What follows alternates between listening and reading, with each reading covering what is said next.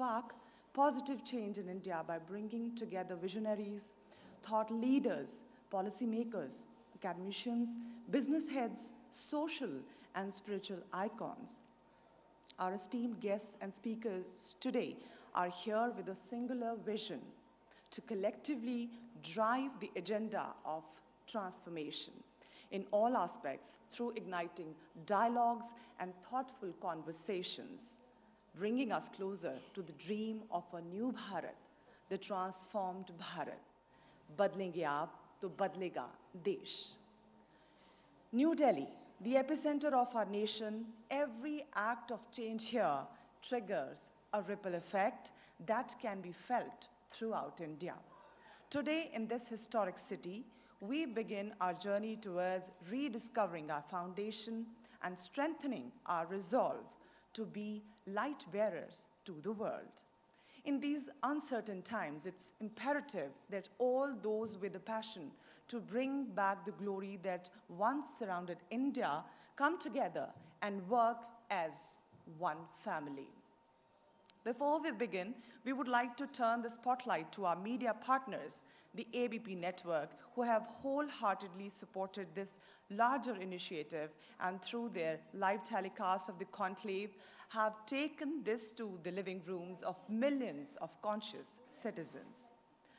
The visionary behind all of us coming together today is none other than the Maitreya Dadashriji, a global humanitarian and transformation pioneer.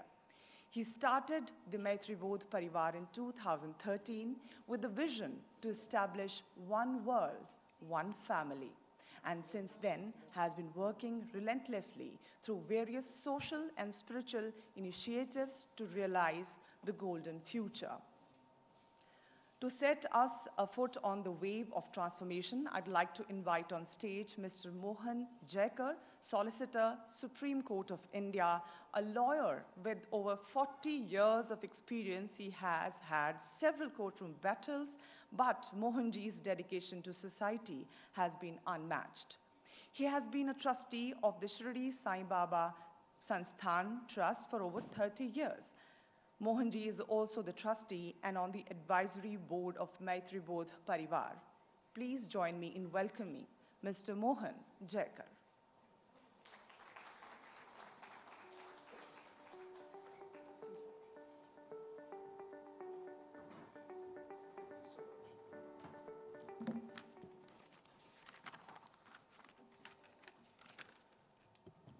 My master and guru is not here, but from all of you, Dada Sharanam.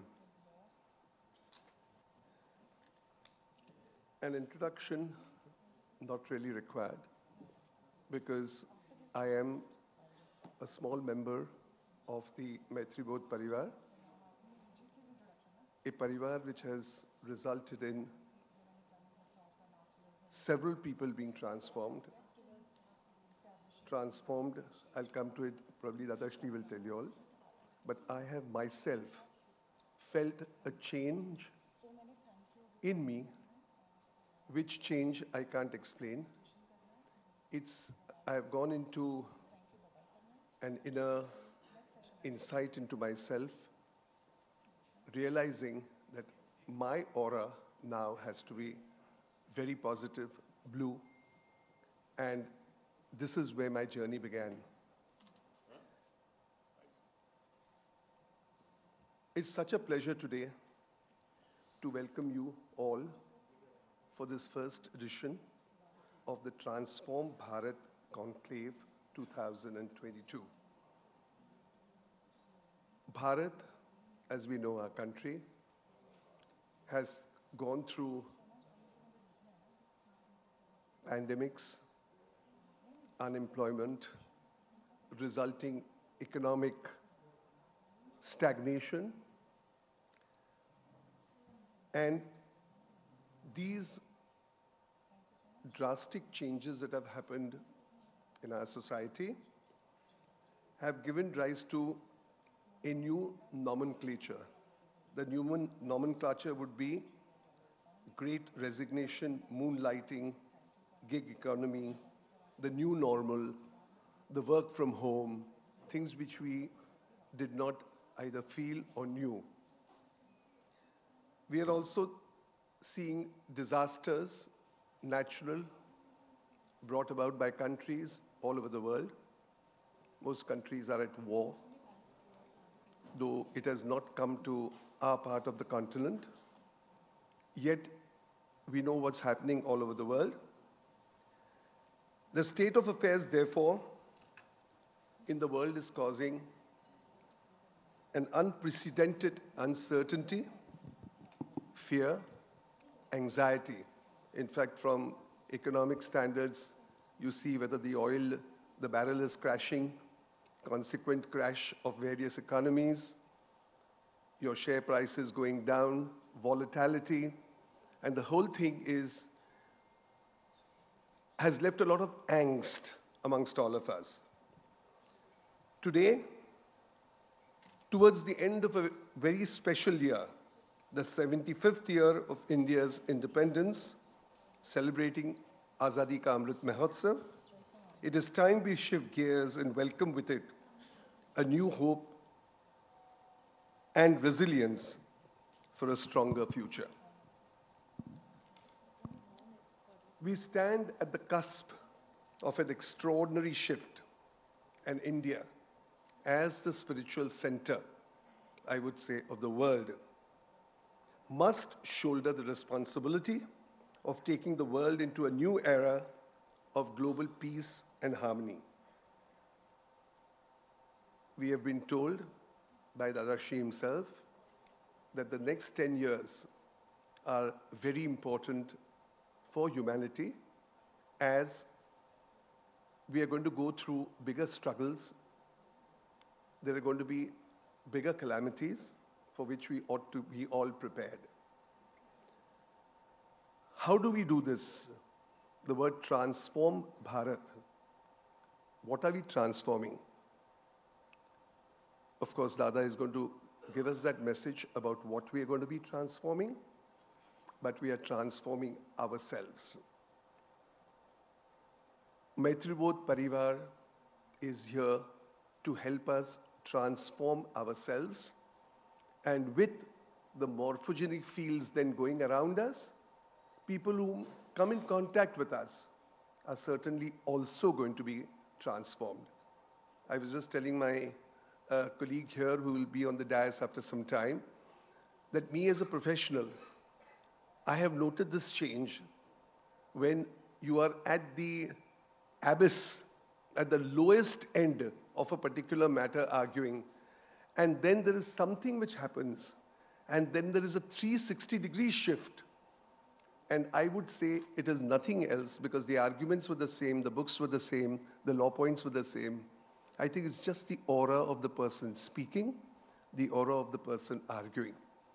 And this aura, this transformation, is going to be from the grassroots levels right up to the upper echelons, from the rulers to the ruled, from the people who are voted into power and who are now running the country, to the people who have voted them. It's Dada Shri's message that we have to transform everybody. India has got to go through this transformation. The meeting of the best and the finest of our nation marks the beginning of the journey towards the transformation, and that transformation, Bharat. Today's narrative is to discuss the positive changes we must work towards for a promise of a better, stronger, and a stable country.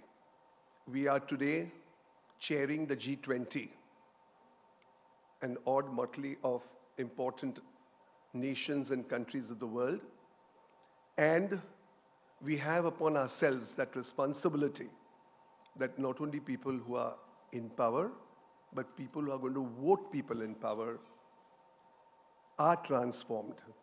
They realize that inner self in them, that inner voice in them, and having noted that inner voice in them, how they change themselves and everybody around. Our focus would be to highlight solutions, rather than dwell over the past.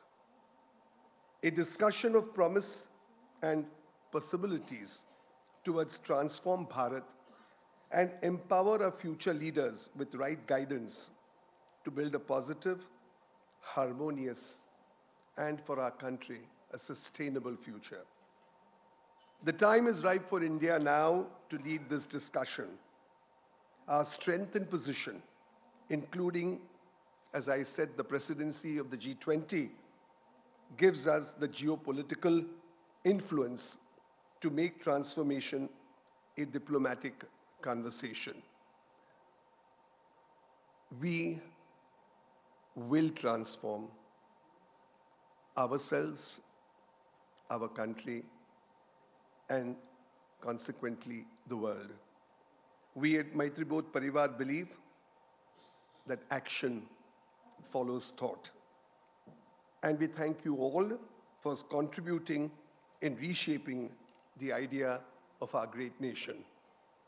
As a trustee in this organization and a humble devotee of Dada, who has been my anchor in a stormy sea, all that I can say is the experience of his presence, of being with him, is an experience of a lifetime. I'm sure all of us will not only experience that, but will certainly spread it across to everyone and anyone we meet. Thank you so much.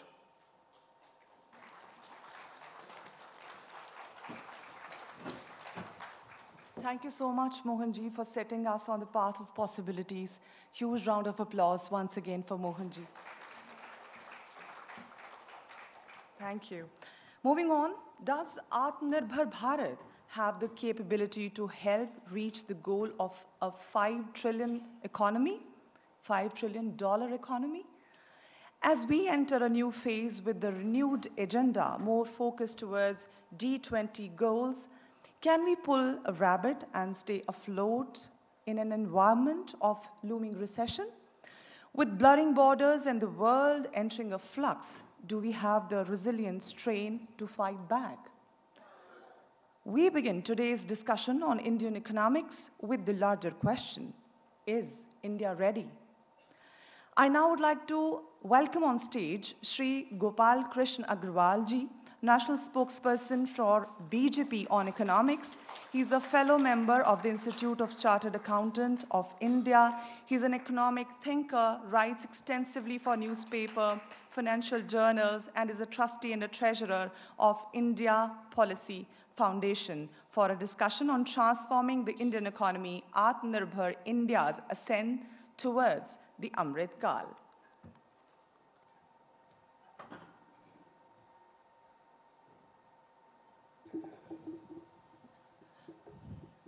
Namaskar, Gopalji. Well, I'd like to begin with the theme of our discussion.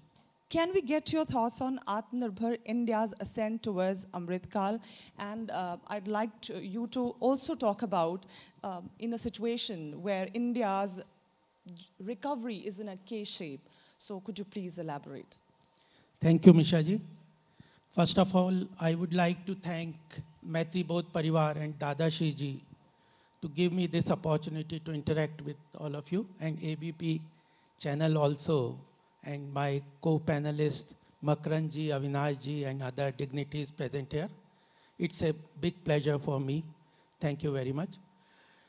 It's important because those who understand and have some knowledge of Sanskrit,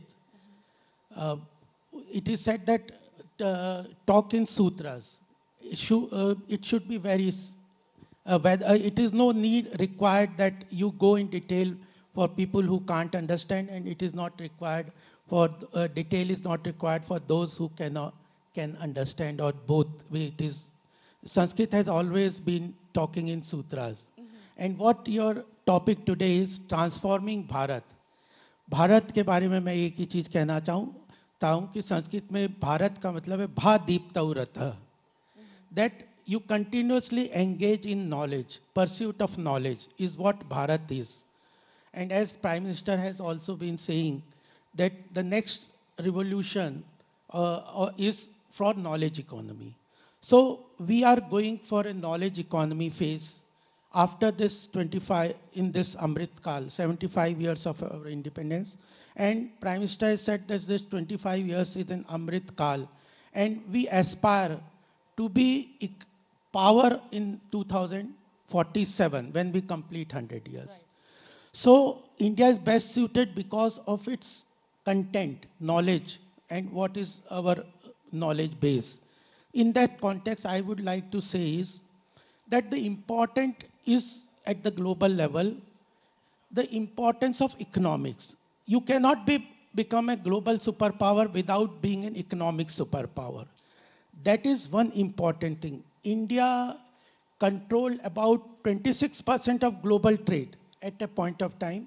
That time our art, culture, language, theater, architecture, everything was prosperous. Even medicine, Ayurveda, all these were we had a big contribution to the global level because we respected and controlled global economy. So we have to become an economic superpower to be global power in 2047. That's very important. And once we are an economic power, we have sufficient economic strength. Globally, people will listen. And that has been the initiative in this Amrit Kal. Second thing is, post-independence, there was some issues that I will just underline, was failed socialism. In 1947, we started with an experiment of socialism. And by 1991, we came to a situation where we had to even, there was a complete default, sovereign default. We were on the crux of sovereign default.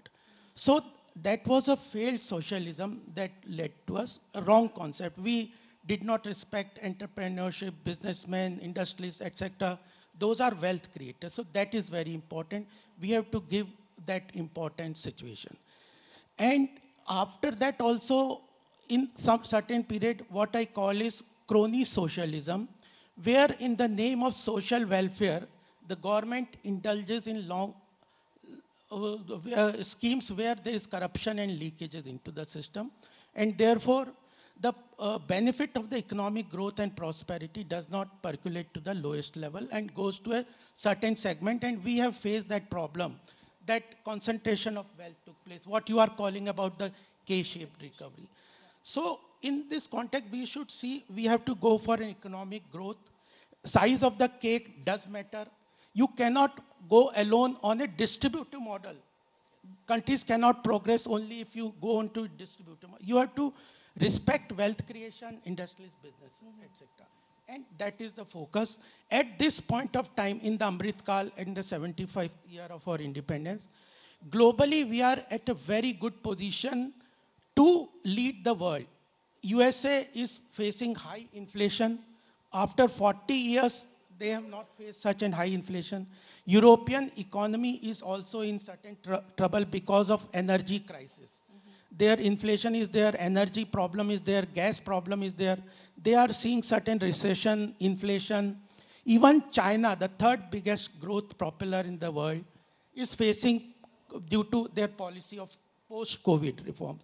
So three big economies globally, US, European, and China, are having certain problems, and people are thinking of diverting their manufacturing, etc., to India. There is good opportunity for India. What we have to see is a collective will of the people to be a strong economic nation. And in that context, the Prime Minister and we are working on that. The 1, 2 or 3 point areas where we can be a global, we can show a global presence is cultural economy. If you look the initiative of, because cultural economy is one thing which can propel the growth in the country, and I think that's very important. Whether you see, whether a building of the Kashi corridor, Ujjain corridor, Ayodhya, or even if you look how the Kumbh Mela was organized in the Uttar Pradesh, 25 crore people visited Kumbh in the year when it was, last time it was organized. This time the expectation is 40 crore people. And you talked about Khajuraho, the temples, the architecture. So India has one area where it can propel the domestic economy. Global opportunities are there. And through cultural economy, art, culture, music, dance, etc., these can propel India's economy and catalyze our economy to the global level. So our focus is on this time is to build on the cultural economy in the country. That's very important. Certain other, it will help tourism also. Tourism itself is a byproduct of cultural economy. So that is can also propel the growth. IT, hardware, all these areas are there. Pharmaceutical sector, vaccination is 80% of the global vaccination capacity is with India. And even this pharmaceutical, IT, automobile sector, all these areas are very important, and we are working on through PLI production linked incentive schemes in 13 sectors so that they can propel India's growth and we can be global player. One thing, and the Prime Minister has also said that we should focus on areas where we can have strong capacity, we can be global leaders. So I think these areas have been identified. Government is working on this. We need collective will, people who are together want to grow and have their aspirations which can be fulfilled. And in that also, there are certain other areas where the government is working. Important is that challenges are there always in the economy. There are always challenges. Even advanced countries face certain challenges. Sure. So if challenges are there in the domestic economy, that doesn't mean that we cannot progress. We have to take those challenges, work for their solutions, and with those challenges, we have to move ahead. We have challenges of employment. They were always there. We had challenges of corruption. We are tackling those things. So I think these are the challenges which the government is working on. We have to work on that, and there are focused areas where we are going to work ahead. And our stronger position in comparison to Western countries or advanced countries, we have at present good position. We are one of the fastest outlier in the economic growth. In spite of global recession and inflation, India is one of the fastest growing economy at present. India is on the 5th largest economy, and very soon it will surpass Germany, which has $3.7 trillion economy. And even Japan, it is $4.2 trillion economy. We will be third largest economy by the decade, and that is what is expected. We have good institutions, democracy, and transparent judiciary, good and efficient media. So all these are a good they create institutional ecosystem where India can progress. We need a collective will to do this. The Prime Minister has said that we can do it. What is required is that we work on these certain areas which the people have to work on: health, education, skilling. These are the areas where if we work together, we can collectively solve the problems. Sure, if we can work together, we can surely solve it. The other thing I would want you to share our vision, your vision on it, is global impact of India now that we are presiding over G20 in 2023. So what's your vision on that? This G20 is a very strong initiative, very good initiative and opportunity. I say it's a God-sent opportunity this time, because there are 43 countries which are associated, which our country expect that next year when the G20 summit is there in New Delhi, heads of 43 countries will participate. We are initiating a digital economy, digital transformation is where India has pioneered. If you look into our initiatives, whether it is a global settlement system or making Indian rupee a global currency, Prime Minister has announced we are trying to make Indian rupee a global currency. We are trying to develop our own settlement system by which advanced countries control economies. They control the global banking settlement system, and through that they provide sanctions. India is, through fintech and other, RBI is taking initiative to set up their own SWIFT software so that we are not dependent upon global settlement system. So digital transformation, even the green energy, also we are the pioneer in the initiative, whether it is green hydrogen initiative, solar power initiative, carbon emission. So India is setting agenda for environmental issues, digital transformation. Our API settlement, mobile payment systems are a global examples. Even post-COVID, CoWIN was a software initiative where fintech have been developing these softwares, mobile app and other app, which are being appreciated globally. So G20 is a good opportunity. Vasudhaiv Kutumbakam, as you have said, is an important our cultural initiative landmark. One nation, one country, one sun, one earth. This is the initiative. I think and the Prime Minister is saying that G20 had an initiative from the Western developed countries agenda. It had always been set through the agenda of the Western countries. Now South Asian countries' aspiration, emerging economies' aspiration, developing economies' aspirations will be brought to the forefront of G20, and many of the problems that we face about WTO or GATT and other international agencies through which they were using themselves as a barrier to international trade can be lifted. And G20 is controlling about 75% of the global trade. 85% of the 4.2 billion population is there. So I think it's a good platform. India will take its good initiative. In Udaipur, we have seen how cultural footprints of India were brought to the G20 delegates. So Prime Minister has also said that we should take this opportunity to bring to the world our achievements in the past, what is there in the future, what India can contribute. So I think G20 initiative will also be a good platform for us in this year. One thing I would like to tell you about cave form recovery that you said, that the recovery post-COVID was diversity and concentration of wealth. The government has set up through direct benefit transfer, etc., and use of technology so that the benefits of economic development percolates to the lower strata of the population without corruption and leakages. So the upper class will be supported to the economic growth, infrastructure, Gati Shakti, IBC, many initiatives are there for global recovery, and at the same time, lower strata which is left out of the growth will be supported through direct benefit transfer without corruption and leakages. All right, coming back to G20, we all as Indians would be looking forward to the summit and see how India, shapes up and how India contributes.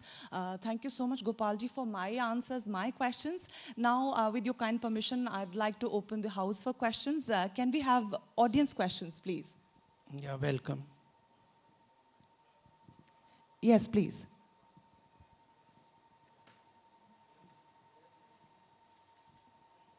Namaste, Gopal Krishna ji. So I have this question for you. You know, nowadays, currently, we see these largest of companies globally laying off thousands of their employees. And we're seeing the repercussions over here as well in India, where, you have these companies laying off people in large numbers. So how do you see India tackling this issue and the impact that it's going to have in our markets? इसका एक कारण ये था, मुझे लगता है कि technology sector में ग्लोबली ले ऑफ हो रहा है.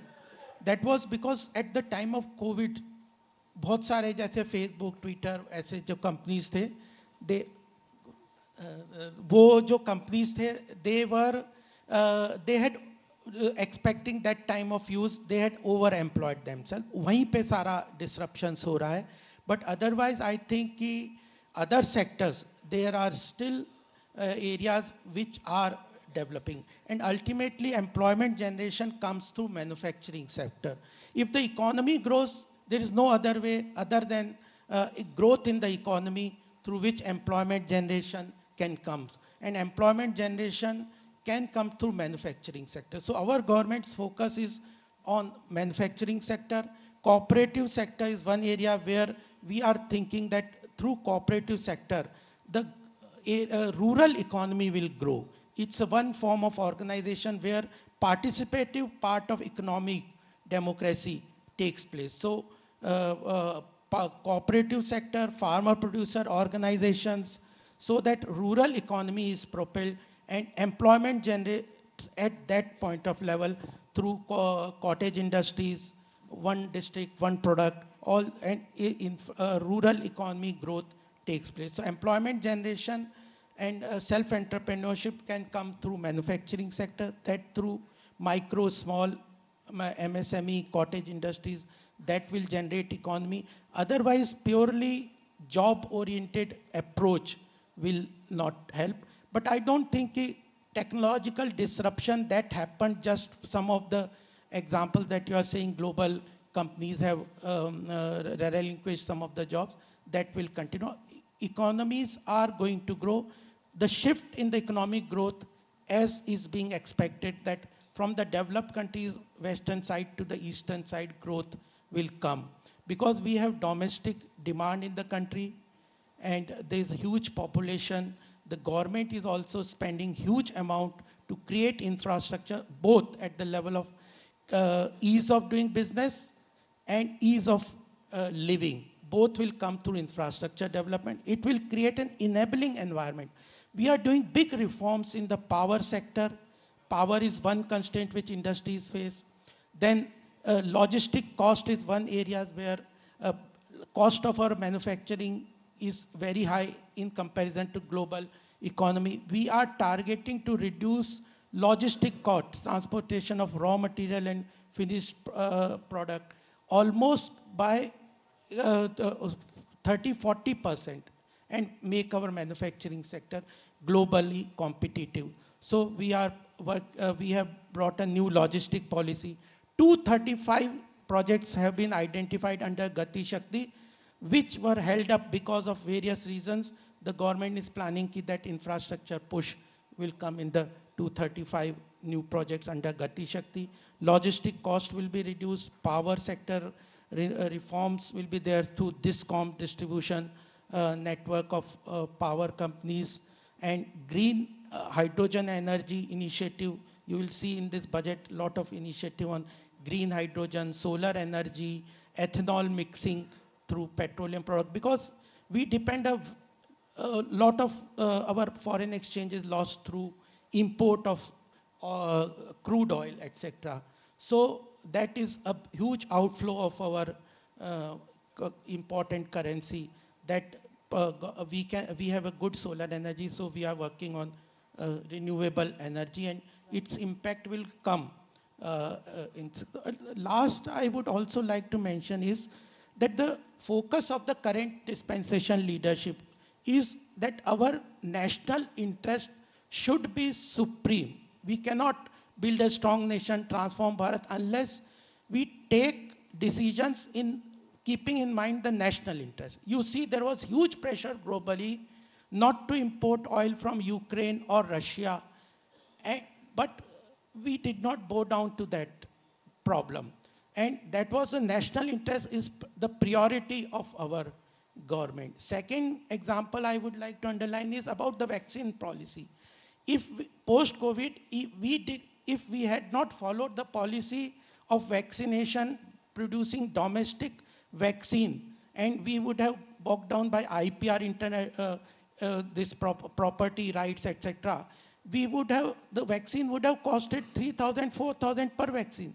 We went for a policy where we said that patent should be waived off under the vaccine policy, and we are getting at 230 rupees, 250 rupees a vaccine.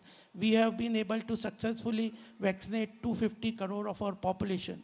No other country has done such a thing. So policy in the national interest at the WTO level, India and Australia were the first country in 2018 which stood that in spite of 190 countries opposing it, we said that there cannot be any patent on the vaccine policy. And now almost all countries have accepted India's leadership in vaccine, कि this was the right policy. Post-COVID recovery, Atmanirbhar Bharat, packages, etc. You'll see our central bank, which is responsible for monetary policy, went for a post-COVID policy of creating liquidity, but it created into specific areas. We did not go into the system of some economists were suggesting that go for helicopter money, transfer money, cash, print notes and transfer to the people. It has created problem in the global economy. The recession, inflation is because huge liquidity has come into the system. We followed a calibrated approach, go for sector-specific fiscal stimulus, and for the lower strata, food for 80 crore people, free food for almost 90 crore people, which has been appreciated by the World Bank and IMF. So that approach of India-centric policy, taking care of domestic needs, aspirations, etc., and not bow down to the global pressures, gives the kind of image and leadership that India, I think, rightly deserves. And it has been we have not achieved because of certain levels, but I think this is the time, Amrit Kal, when we'll achieve this. All right, can we have another audience question, please?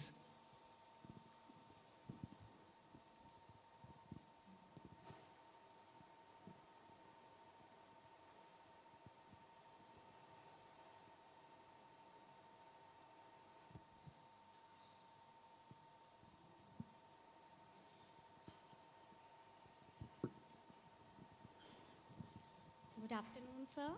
I would like to ask what individual changes are needed to ride in this economic wave? मुझे लगता है ये बहुत महत्वपूर्ण प्रश्न है. दादाश्री हमारे पास बैठे हैं, हमारे सामने, उनका मार्गदर्शन हमें मिलेगा. मुझे तो एक ही बात लगती है कि जो transformation can be from with in and without, दोनों जरूरी हैं. और बिना कंटेंट के लीडरशिप अगर आती है तो वो फेलियर भी होता है. कन्फ्यूशियस का एक बहुत फेमस वाक्य है, जो कि नेगेटिव थोड़ा सा वाक्य है, फिर भी वो बहुत everybody will rise to the level of his incompetence, उन्होंने कहा. यानी कि आपके अंदर जो कंटेंट है, कैपेसिटी है, उसी के बेस पे आपकी पोजीशन डिटरमिन होगी सोसाइटी में. तो मुझे लगता है कि इंडिविजुअल, अगर आप कंटेंट डेवलप करेंगे, इंडिविजुअल, जिसको साधना, हमारे यहाँ पे ऋषियों ने क्या कहा है कि साधना बहुत महत्वपूर्ण है. आप क्या कहते हैं, कोई एक ही बात मैं कहूँगा या और कोई महापुरुष कहेंगे या दूसरे कहेंगे, शब्दों के चयन से फर्क नहीं पड़ता. किसने उस शब्दों को अपने जीवन में जिया है, उससे उसके प्रभाव का फर्क पड़ता है. तो इंडिविजुअल ट्रांसफॉर्मेशन बहुत महत्वपूर्ण है. उसके लिए मुझे 4 बातें बहुत महत्वपूर्ण लगती हैं. वह है कि एक तो स्वाभिमान होना चाहिए. कहीं ना कहीं हम लोग इस स्वाभिमान से वंचित, कहीं बीच के जो हमारे यहाँ पे, जब हम ऐसे सिचुएशन में आ गए थे कि हम गुलामी के 1000 साल में रहे, हमने अपना स्वाभिमान खो दिया. स्वाभिमान की जरूरत है. स्वाभिमान आता है इतिहास के ऊपर गौरव से. तो हमें अपने देश के ऊपर गौरव होना चाहिए. गौरव होगा तो स्वाभिमान आएगा. और फिर तीसरी महत्वपूर्ण बात है, मेहनत की बहुत ज़रूरत है. मैं कई बार बच्चों के पास जाता हूँ, कॉलेज स्टूडेंट के पास जाता हूँ, क्या सब चाहते हैं कि भारत महान हो, वो बोलते हैं. तो मैंने कहा कि फिर कैसे महान होगा. कोई अमेरिका के पास हम बोलेंगे कि हमें महान कर दो, तो वो तो नहीं करेगा. किसी से मांगने से तो हम महान नहीं हो जाएंगे. हमें मेहनत करनी पड़ेगी और हमें करना पड़ेगा. हम घर में बैठे हुए माला जपने लग जाएं कि हम महान बन जाए, तो उससे भी नहीं बनी. हमारी मेहनत है. स्वाभिमान, गौरव, मेहनत, और फिर क्लियर लक्ष्य होना चाहिए. Goal is very important. कहाँ पे आप, हमारे सारी संस्कृति में लक्ष्य के बारे में बहुत इंपॉर्टेंट है. लक्ष्य निर्धारण जीवन में जितनी जल्दी होता है, वह लक्ष्य अपना निर्धारित जितनी जल्दी हो जाएगा, तो उतना हमें कहाँ प्राप्त करना है, कहाँ पे जाना है, वो लक्ष्य हो जाएगा. और उसके बाद लक्ष्य जब क्लैरिटी हो गई तो विल पावर की जरूरत है, कलेक्टिव विल से. तो कई बार जो नेगेटिव नरेशन क्रिएट करते हैं ना, मुझे लगता है यार चैलेंजेस किस देश में नहीं है, कहाँ नहीं है. सब देश, विश्व पूरा चैलेंजेस से भरा हुआ है. आज भी था, पहले भी था, आगे भी रहेंगे. लेकिन चैलेंजेस का मतलब हम गड़बड़ है, खराब है, ये नहीं ना. तो विल, कलेक्टिव पावर है कि वी हैव टू अचीव. तो स्वाभिमान, गौरव, लक्ष्य निर्धारण और विल के साथ कलेक्टिव विल. वो जो हमारे यहाँ पे जो संकल्प लेते हैं ना शुरू में, तो वो संकल्प का मतलब है उसमें कितने कि 5000 साल के इतिहास से आप जोड़ के अपने इस स्थान पे आ जाते हैं. और भारतवर्ष, भरतखंडे, इस तरह से जो पूरा संकल्प, अपने आप में संकल्प लिए बगैर हम कोई काम नहीं करते हैं. तो संकल्प की भी महत्वपूर्ण है, और कलेक्टिव संकल्प अपने आप में बहुत शक्ति देता है. और मैं तो एक सेंटेंस भी कहता हूँ कई बार, क्योंकि जो वो एक गीत है, जिसने भी संकल्प लिया है उसी ने इतिहास रखा जाए. तो संकल्प की बहुत जरूरी है. Bilkul. I think we've a couple of more minutes. We can include one more question. Can we have quickly one more question, please? My name is Shagun Gupta. We are associated with real estate, sugar and financial services industry. Dadashri ji ko naman. We've been associated, Dadashri ji, with your mission and vision through my sister, Dr. Shilpi ji here. We've only learned one thing in life, which Dadashri always tells, is focus on happiness and positivity. So, Dadashri ji, aapko naman, and keep guiding lakhs and millions and billions. We all need it more and more. Shri, so, sir, मेरा जो question था, Shri Gopal Krishna Agarwal ji से, what is the role of financial markets and commodities market in achieving our 5 trillion economy, and how can these two industries particularly help achieve the 5 trillion economy target that we have? देखिए, there are two important things in the economic growth in any country: capital and labor. They contribute more. Without capital or without labor, no country can grow in the economic field, particularly manufacturing. Both are required. We have abundance of labor. 1.4 billion economy is there. We have labor. We are short of capital, one thing. And therefore, we are depending upon FDI and other thing. We should focus on private capital formation. We cannot depend upon only through government spending in the manufacturing sector. I am a big believer of disinvestment, that the government has no business to do business. Historically, we have developed some of the PSUs. They have contributed, but at this point of time, many of the areas which we do not require, we should go for disinvestment. That is unleashed. And we should respect private entrepreneurship. That's very important. And BJP as such is a right to center party. We believe business community, industrialists as part of the wealth creator and wealth national builders. So capital is a second important thing. We are short of capital. Financial instruments can leverage your capital, whether it is stock market, derivatives, commodity market. They are the instruments of leveraging capital, and even foreign investment, etc., come through capital market and financial market. And fintech is one area where India is at present a global leadership. We have almost 100 unicorns startup in which almost 10-12 are fintech companies.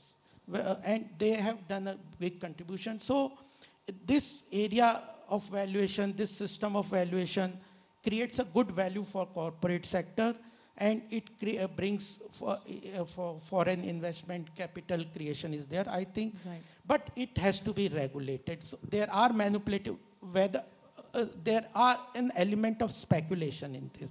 Right. That has to be properly regulated. I think we should regulate this, but this is one area which can help in the capital formation and which is important. True, Gopalji, I think we can go on and on talking about how we can transform Bharat, but time is not allowing us anymore. But anyways, I would request you to please be on stage for a few more minutes with us while I invite on stage Shri Ajit Saxena ji, who is from the Maitri Bodh Parivar. He's an ex-IS officer who started the first ever railway helpline in the country in 2003, a civil engineering graduate from IIT Roorkee and an MBA degree holder, is known for his meticulous attitude and is also on the advisory board of Maitri Bodh Parivar.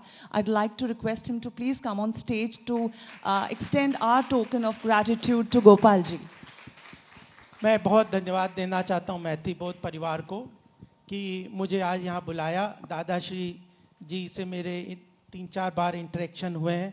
I am very happy to be associated with Maitri Bodh Parivar. Thank you all. Thank you, Gopal ji. Huge round of applause, ladies and gentlemen.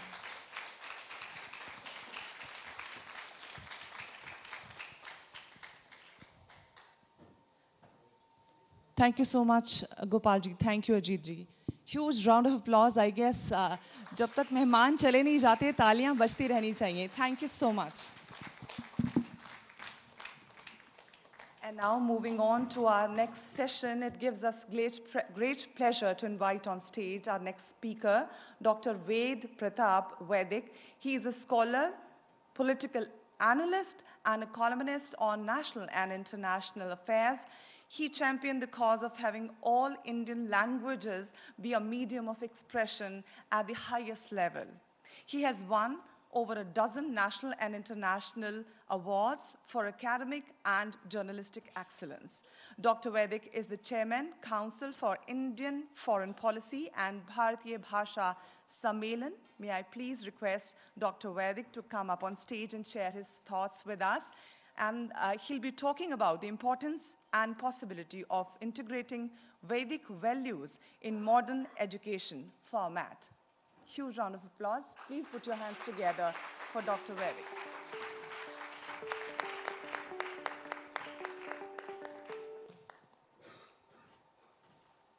मैं इस मैत्री बोध संस्था का बहुत आभारी हूँ कि मुझे अचानक याद किया गया. पहले मैंने नाम नहीं सुना था, न दादाश्री का नाम सुना था, न मैत्री बोध संस्था का, लेकिन ये नाम ही इतना सुंदर है, इतना आकर्षक है कि मुझे आनंद हो गया. मैत्री बोध, ये परिवार बोध से भी बड़ा बोध है. परिवारों में मैं झगड़े होते हुए देखता हूँ, संपत्ति के बंटवारे पर, सत्ता की भागीदारी पर, लेकिन जहाँ मैत्री होती है सारे झगड़े खत्म हो जाते हैं, आनंद ही आनंद होता है. अद्भुत नाम है इस संस्था का, मैत्री बोध. और मैत्री भाव अगर हो तो वसुधैव कुटुंबकम तो अपने आप ही हो जाता है. मैत्री बोध दुनिया के सारे बोधों से बड़ा बोध है. मैत्री में कोई चाहत नहीं होती है, कोई आशा नहीं होती है, कोई आकांक्षा नहीं होती है. मैत्री सिर्फ मैत्री के लिए होती है और कुछ होता ही नहीं है उसमें. इसे ही मैं सदैव मोक्ष कहता हूं. पता नहीं मृत्यु के बाद जन्म होगा कि नहीं होगा, पता नहीं मृत्यु के बाद स्वर्ग मिलेगा या नरक मिलेगा, कुछ पता नहीं. लेकिन इस संसार में रहते हुए, इस शरीर में रहते हुए अगर आनंद मिल जाए तो वो तो सदैव मोक्ष हुआ. और जिसमें मैत्री भाव है उसमें मोक्ष भाव अयत्न सिद्ध है, यत्न नहीं करना पड़ता है. अभी जैसे भाई ने शुरू में कहा कि मन में आध्यात्मिकता हो तो इतना परिवर्तन आ जाता है। जिससे दुश्मनी हो वो भी सामने है, जिन मुद्दों पर मतभेद है वो भी टिके हुए हैं। मन में स्वार्थ, क्रोध सब आच्छादित है, लेकिन जो ही मैत्री भाव का उदय हुआ सब गायब हो जाते हैं, आनंद ही आनंद हो जाता है। इसलिए मैं बधाई देता हूं, इस संस्था का इतना सुंदर नाम रखा है, यथा नाम तथा गुण तथा कार्य। अद्भुत काम है सारे संसार को जोड़ना। मुझे दुनिया के लगभग 60-70 देशों में जाने का अवसर मिला है, वहाँ पढ़ने का अवसर मिला है, पढ़ाने का अवसर भी मिला है। उन देशों के राष्ट्रपतियों, प्रधानमंत्रियों से निरंतर संपर्क मेरा रहा है, आज भी है। और मामूली से मामूली लोग भी, जिन्हें आप एकदम सड़क छाप लोग कहते हैं, उनसे भी मेरा मैत्री भाव अभी तक बना हुआ है। मैं सचमुच ही अनुभव करता हूं कि सारी मनुष्य जाति एक है, कहीं कोई अंतर है नहीं। सारे अंतर कृत्रिम हैं, बनाए हुए हैं। मुझे राष्ट्रपति और प्रधानमंत्री में भी बहुत साधारण आदमी के दर्शन होते हैं, और साधारण आदमी में भी विश्व के महानतम व्यक्ति के दर्शन होते हैं। एकदम एक जैसा लगता है। इस मैत्री भाव को कैसे फैलाना, मैं समझता हूं भारत का यही लक्ष्य होना चाहिए। और भारत को अगर हम ऐसी शक्ति बना सकें कि जो सारे विश्व में मैत्री भाव फैला सके, तो इससे बड़ी उपलब्धि भारत की और विश्व की कोई हो नहीं सकती है। मुझे विश्वास है कि दादाश्री, जिनको पहली बार देख रहा हूं, अभी तक तो कभी वार्तालाप भी नहीं हुआ, अगर ये अभी युवा हैं, अगर ये इस मिशन को उठा लेंगे और फैला देंगे सारी दुनिया में, तो गजब हो जाएगा। लेकिन इस मिशन को सफल बनाने में जिस भाव की जरूरत है, जिस बौद्धिक क्षमता की जरूरत है, वो कई बार मुझे हमारे देश के नेताओं में और तथाकथित संतों में, पंडितों में, मुल्ला मौलवियों में, पादरियों में दिखाई नहीं पड़ती है। वे सब विभाजित मालूम पड़ते हैं। छोटे छोटे दायरों में मन को संकुचित किए हुए मालूम पड़ते हैं। जरा अपना दायरा फैलाएं तो देखेंगे कि मनुष्य मात्र एक जैसा है, कहीं कोई अंतर नहीं है। कोई ईसाई हो, मुसलमान हो, यहूदी हो, सिख हो, हिंदू हो, बौद्ध हो, जैन हो, सारे मनुष्य एक जैसे हैं। लेकिन ये भाव पैदा करने के लिए अपने पूर्वाग्रहों से मुक्त होना बहुत जरूरी है। और भारत एक ऐसा देश है, सारी दुनिया में मैंने सब तरह के देश देखे हैं, सब धर्मों, संप्रदायों, मजहबों, विचारधाराओं वाले देश देखे हैं। भारत मुझे अकेला ऐसा देश मालूम पड़ता है जो दुनिया को नई राह दिखा सकता है, जो दुनिया को बता सकता है अपने आचरण से कि कैसे समरसता उत्पन्न की जाए, कैसे विविधता में एकता का निर्माण किया जाए। समस्याएं बहुत है भारत में, दंगे भी होते हैं, झगड़े भी होते हैं, विवाद भी होते हैं। लेकिन कल्पना करें, तुलना करें और देशों के साथ और क्षेत्रों के साथ, तो मालूम पड़ेगा कि भारत जैसी विविधता कहीं नहीं है। क्या किसी देश में आपने इतनी भाषाएं देखी हैं? दर्जनों भाषाएं इस देश में संविधान से मान्य हैं, प्रदेशों से मान्य है, प्रदेश सरकारों से मान्य है। और जहां हजारों बोलियां हैं, सैकड़ों भाषाएं हैं, हजारों बोलियां जिस देश में हैं, जिस देश में दर्जनों धर्म हैं और एक एक धर्म में सैकड़ों पंथ हैं, छोटे छोटे भी जो धर्म माने जाते हैं अपने यहाँ, उनमें भी देखिए, जैन लोग, कितने हैं संख्या में, लेकिन जैनियों में भी श्वेतांबर हैं, दिगंबर हैं, स्थानकवासी हैं, पता नहीं कितने कितने हैं। बौद्धों में भी महायान, हीनयान और भी कई पंथ हैं। वैष्णवों में भी, शैक्तों में भी, शाक्त भी। और अपने यहाँ तो कहा जाता है कि अंतः शाक्त बहिर्शैव सभा मध्य च वैष्णव, कि एक ही आदमी में 3 धर्म पाए जाते हैं, अंतः शाक्त बहिर्शैव सभा मध्य च वैष्णव। कहाँ है दुनिया में ऐसे लोग? एक घर में 4-4, 5-5 संप्रदायों के मानने वाले लोग एक साथ रहते हैं। आर्य समाजी परिवार में पूजा पाठ करने वाले भी हैं, चर्च में जाने वाले भी हैं, और कुरान शरीफ पढ़ने वाले भी हैं, और गुरु ग्रंथ साहब की अर्चना करने वाले भी हैं। सब साथ रहते हैं। अंडमान निकोबार जाके देखिए आप, मॉरिशस जाके देखिए आप, भारतीय लोग वहां पर 5-5, 6-6 धर्मों को मानने वाले, 8-8, 10-10 जातियों को मानने वाले एक ही परिवार में रहते हैं, एक साथ बैठ के भोजन करते हैं, एक साथ जीवन बिताते हैं। ऐसा अद्भुत सहनशीलता वाला देश दुनिया में अगर कोई है तो वो भारत है। इस भारत के संदेश को सारी दुनिया तक पहुंचाना हमारा लक्ष्य होना चाहिए। और इस मामले में हमारी सरकारें बहुत बड़ा,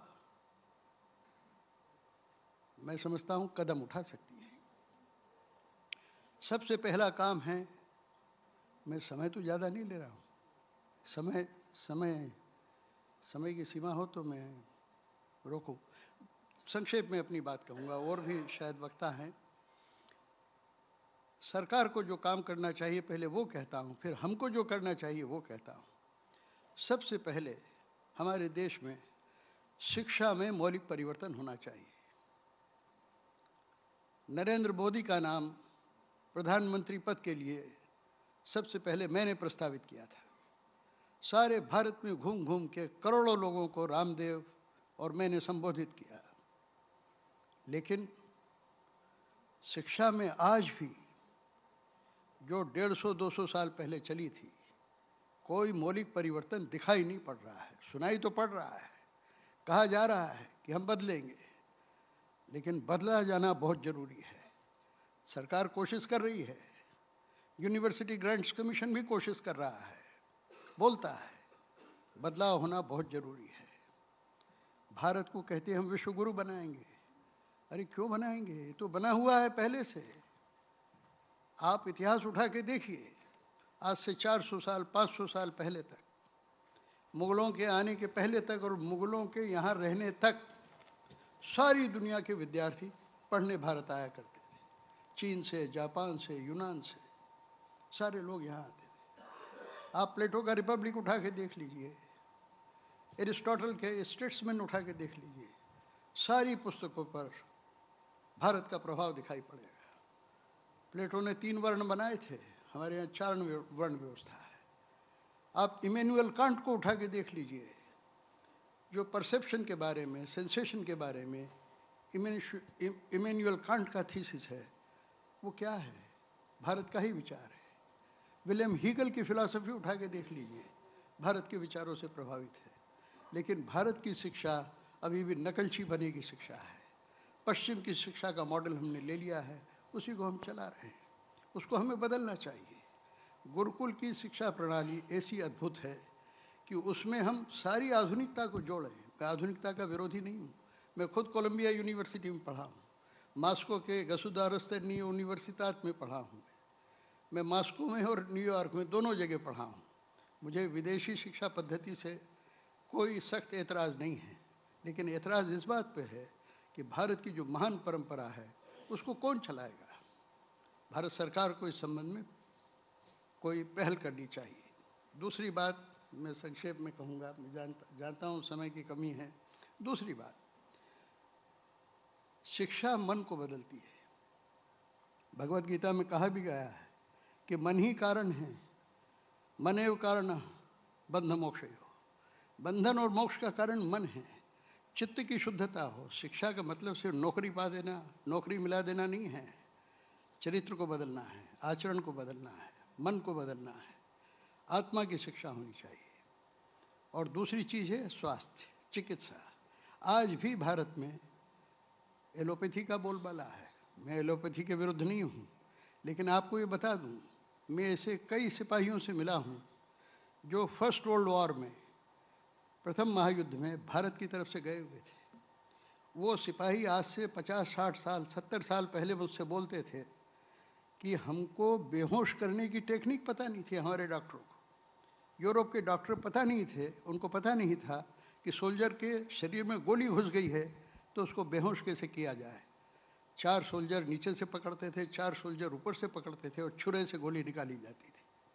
और भारत में आज से 2500 साल पहले, 3000 साल पहले सुश्रुत देखिए, वाघभट्ट देखिए, पतंजलि देखिए, संज्ञाहीन करने की पद्धति हमारे पास थी। हमारा चिकित्सा शास्त्र इतना प्रगत था। एक नाड़ी पर हाथ रखकर वैद्य 8 तरह के इंस्ट्रूमेंट्स जिस चीज़ को चेक कर सकते हैं उसको सिर्फ नाड़ी पे हाथ रख के बता सकता था। आज भी बता सकते हैं, कुछ वैद्य हैं ऐसे। कोई विकास नहीं हुआ। 700-800 साल से कोई रिसर्च नहीं हुआ है। बिना अनुसंधान के कोई अध्ययन आगे नहीं बढ़ सकता है।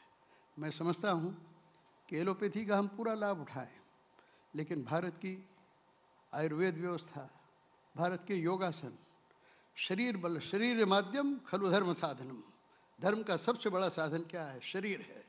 अगर शरीर नहीं है तो सब कुछ नष्ट है। तो देश में शरीर को बलवान बनाने की बात, शिक्षा के जरिए मन को बलवान बनाने की बात, ये दोनों बात होनी चाहिए। भारत इन मुद्दों को उठाए, भारत सरकार उठाए। भारत सरकार न उठा पाए क्योंकि भारत सरकार की नेताओं की मजबूरी होती है। वोट और नोट, ये 2 सबसे बड़े झांझ हैं जो हर नेता को पीटने पड़ते हैं। वोट के लिए नोट इकट्ठे करो, नोट के लिए वोट इकट्ठा करो। मजबूरी है उनकी। आप और मैं भी अगर नेता होते तो यही करना पड़ता हमको। लेकिन जनता चाहे, और जैसा कि दादाश्री हैं, आपका प्रभाव हो, आपके प्रयत्न से शिक्षा और चिकित्सा में क्रांति हो, तो भारत विश्व गुरु बन सकता है।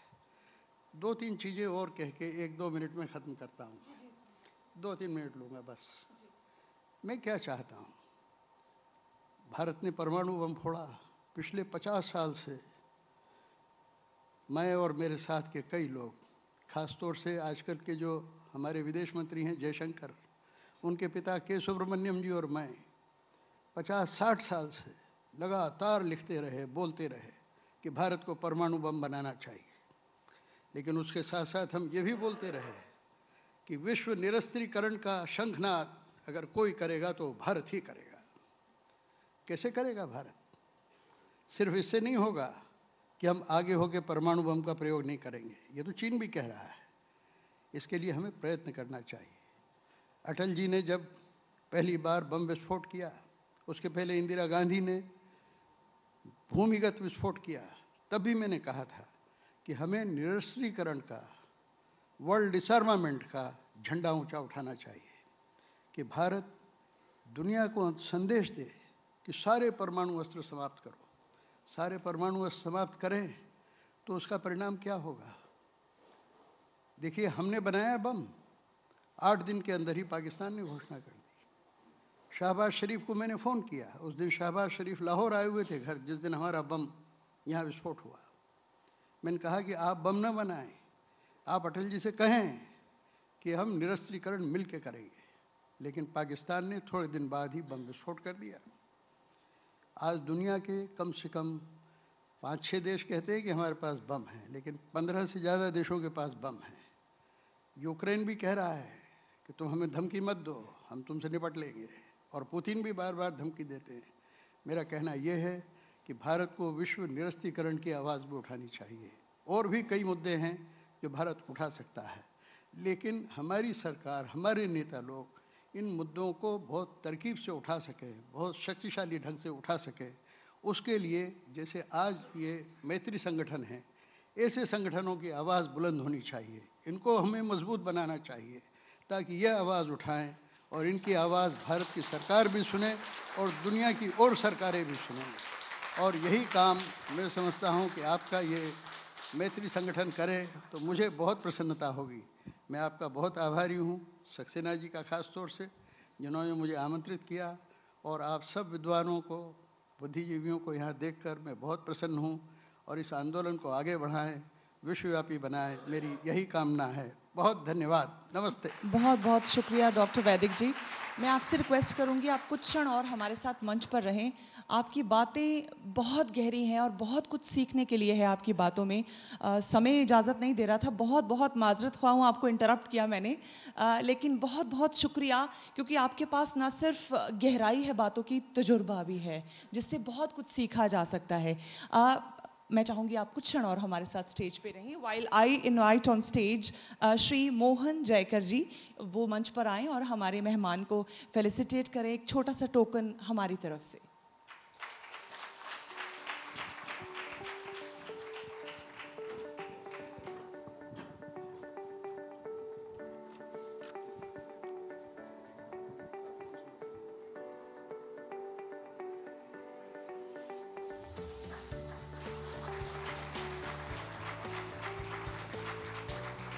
Thank you so much, Dr. Vaidik ji. Thank you, Mohan ji. Thank you. Moving on to our next session. Information is power. Power to shape an entire nation's thought. A power that is so potent it rides free and proud, slowly reaching the hearts and mind of billion people. Yet today, tamed and tainted through smears of irregularities, false claims, and systematic lobbying. The power of free media and the unspoken responsibility of such institutions and journalists is the roots on which a nation stands. Moving towards our next discussion, we now welcome on stage Mr. Avinash Pandey, CEO, ABP Network, also serving President of the News Broadcasters and Digital Association and the International Advertising Association, taking us through a discussion on transformation in media, the long road back towards responsible journalism. Please put your hands together for Mr. Avinash Pandey.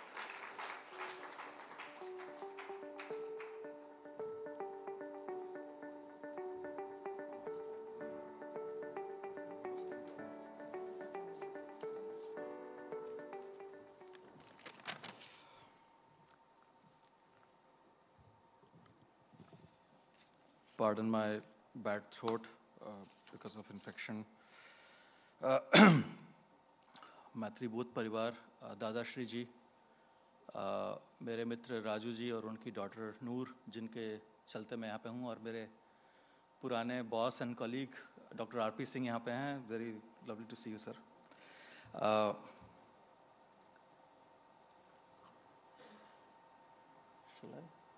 Does it work? Okay. The topic that I have been giving, that the long road back towards responsible journalism, it says that probably the journalism is no more responsible right now. So I'll do a quick poll. How many of you think that media is responsible in this country? Those who think yes can raise your hand. 50%. How many of you think that media is negative?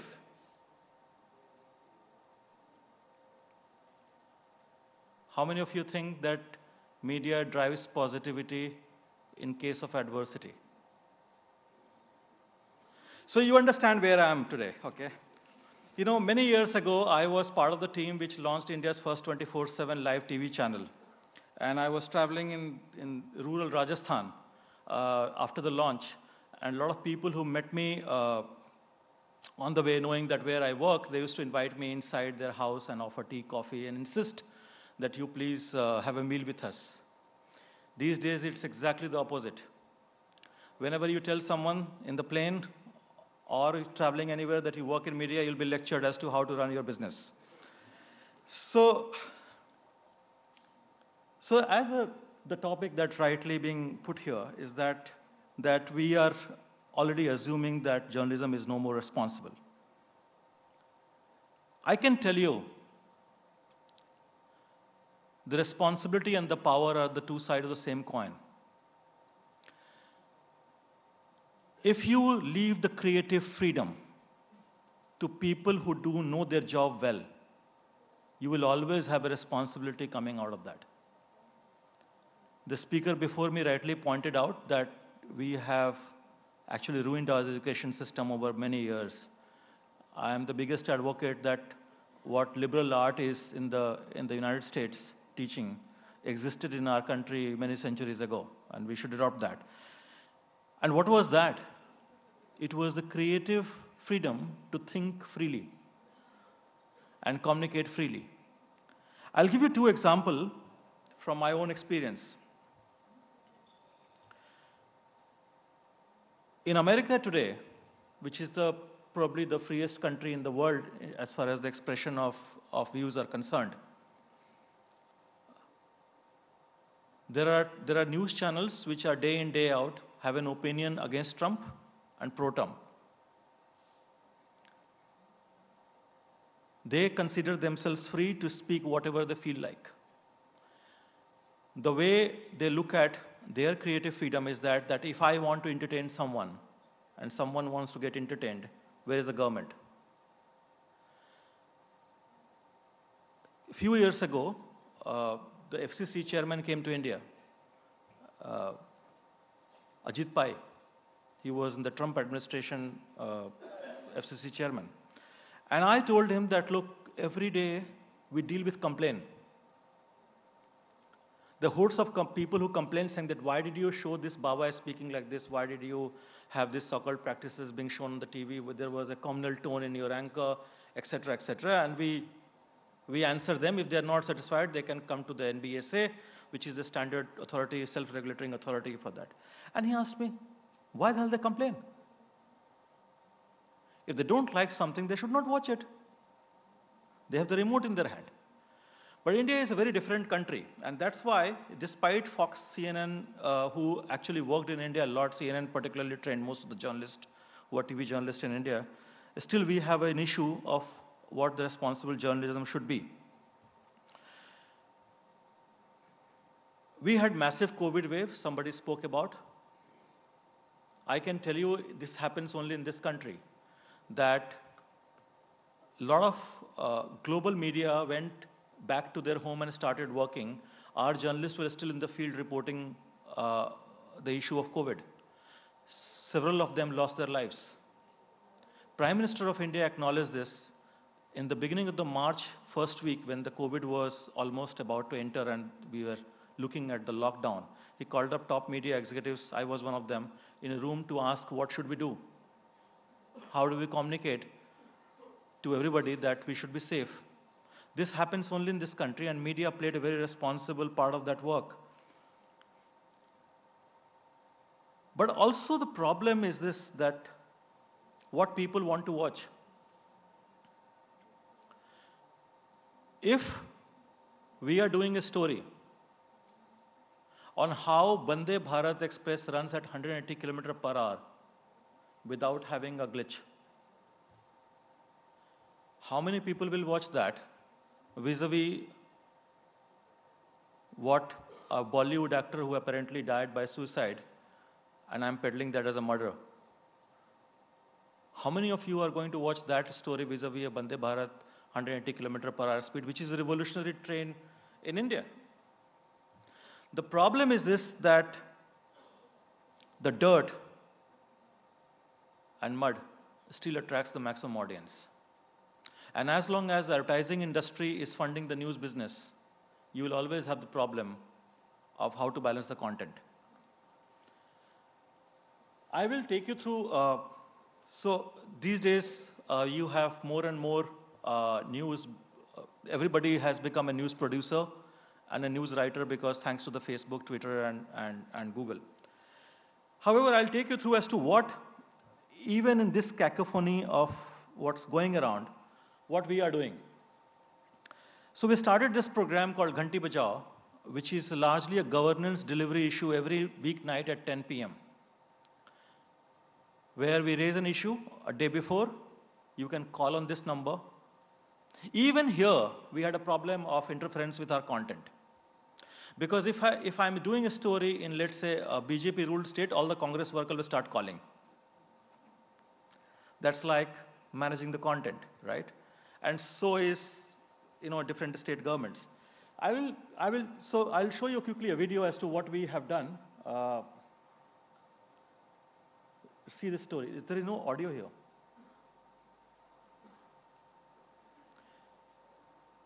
Can you play the audio, please?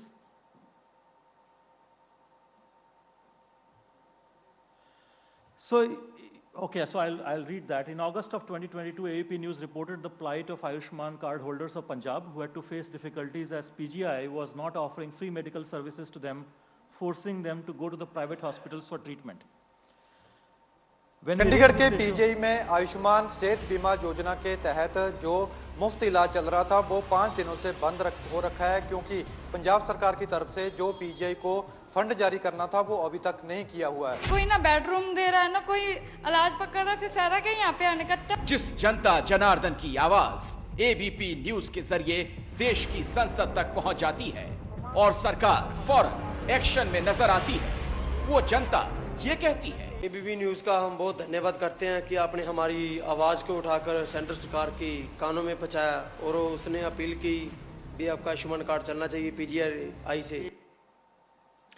So while we do this every day, raising the issues of the common man, I can safely tell you it's not the top-rated program in the country. The top-rated program in the country is still which delivers negativity. And we are solving here common people's issue. Now, in case of the other side of story, crime, which sells most on the television channels, the Shraddha murder case story. This was obviously the most chilling story that, as journalists, as media houses, we encountered. And so what happens today is that because of the structure of the industry, there's not enough fund to investigate a good investigating story. At a time when we and RP Singh were working for Indian Express, we used to pride ourselves in doing investigating stories. What we did was very different than what anybody else could have done. I'll just show you the video.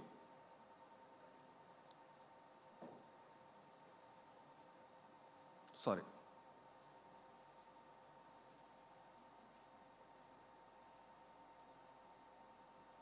Mohit, does the video play?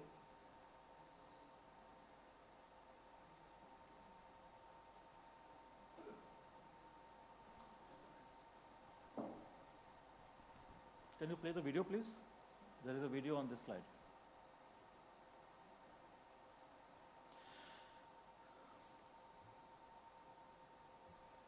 No, after this.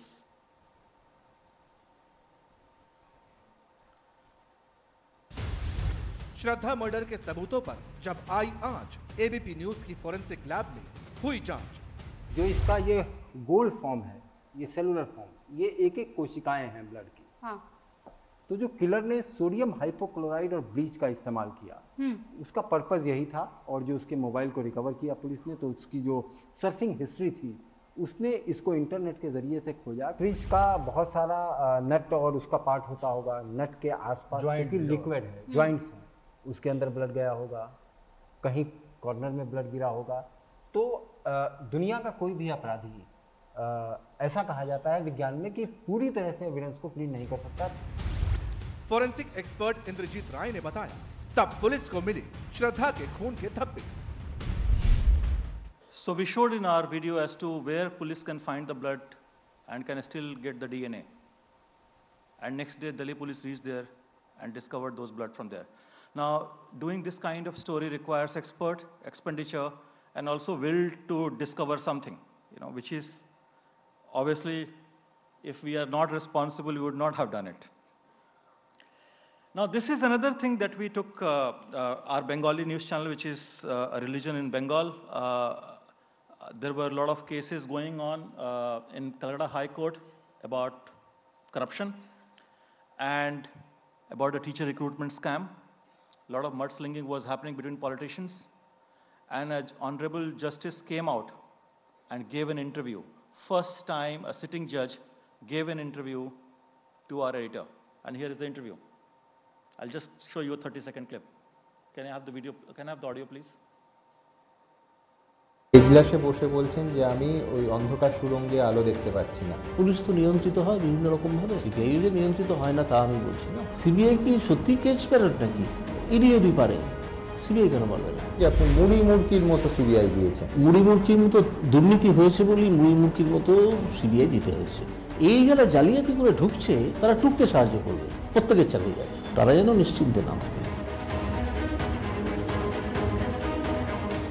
সন্ধ্যে 6টার মধ্যে Partha চট্টোপাধ্যায়কে CBI অফিসে হাজিরা দিতে হবে। তারা অত্যন্ত কৌশলী, তাদের প্রচুর টাকা, সময় নিয়ে এবং কোর্টের আদেশ নিয়ে ছেলে খেলা করা আমি একেবারেই পছন্দ করি না।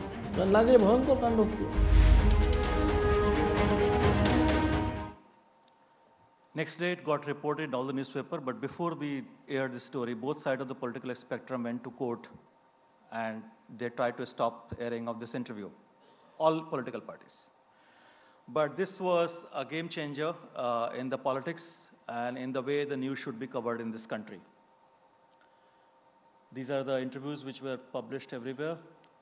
Now, coming to the positive side, so we have both spectrum of television, live television, as well as digital. So we have moved on digital on our ABP Live page, how India should be at when it touches 100, and what are the strengths that we should build upon. And we are doing a series on this almost every week.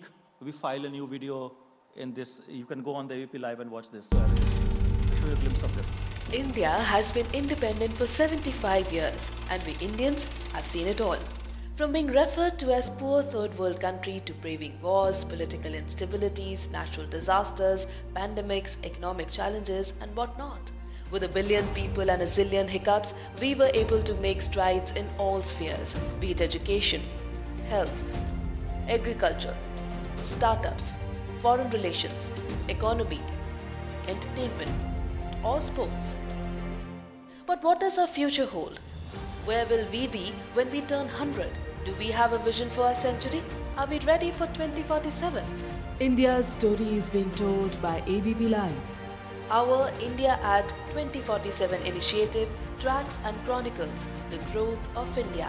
We bring to you achievement stories, possible setbacks, analysis of new decisions, dissection of challenges from outside and the disruptions within, and look for solutions.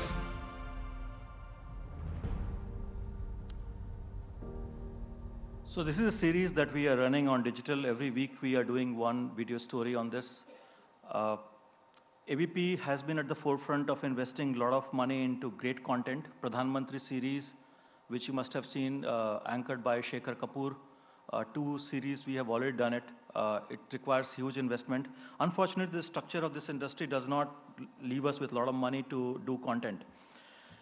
I would like to leave you and with Dada Shriji when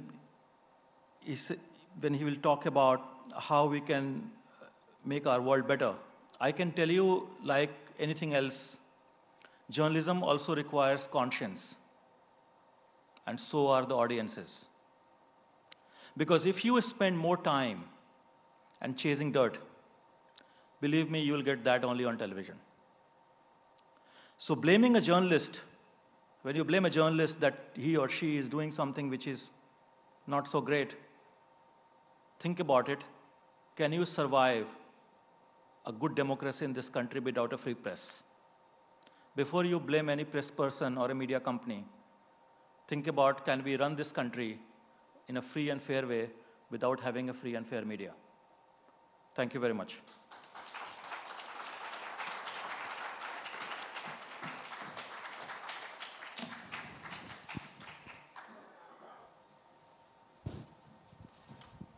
Sir, may I please request you to please be on stage while I'd like to take your permission to take some questions from the audience.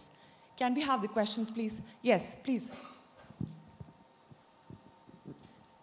Can we have the mic? Yeah. Okay. It's okay, you go first. Yeah, hi. May I please request you to stand up so that we can see you? Thank you. Hi, Avinashi. Thank you so much for your insight. My name is Amit Sidhpura. I'm from IBM. Well, first of all, I wanted to wish you a speedy recovery, so thank you so much for your insight.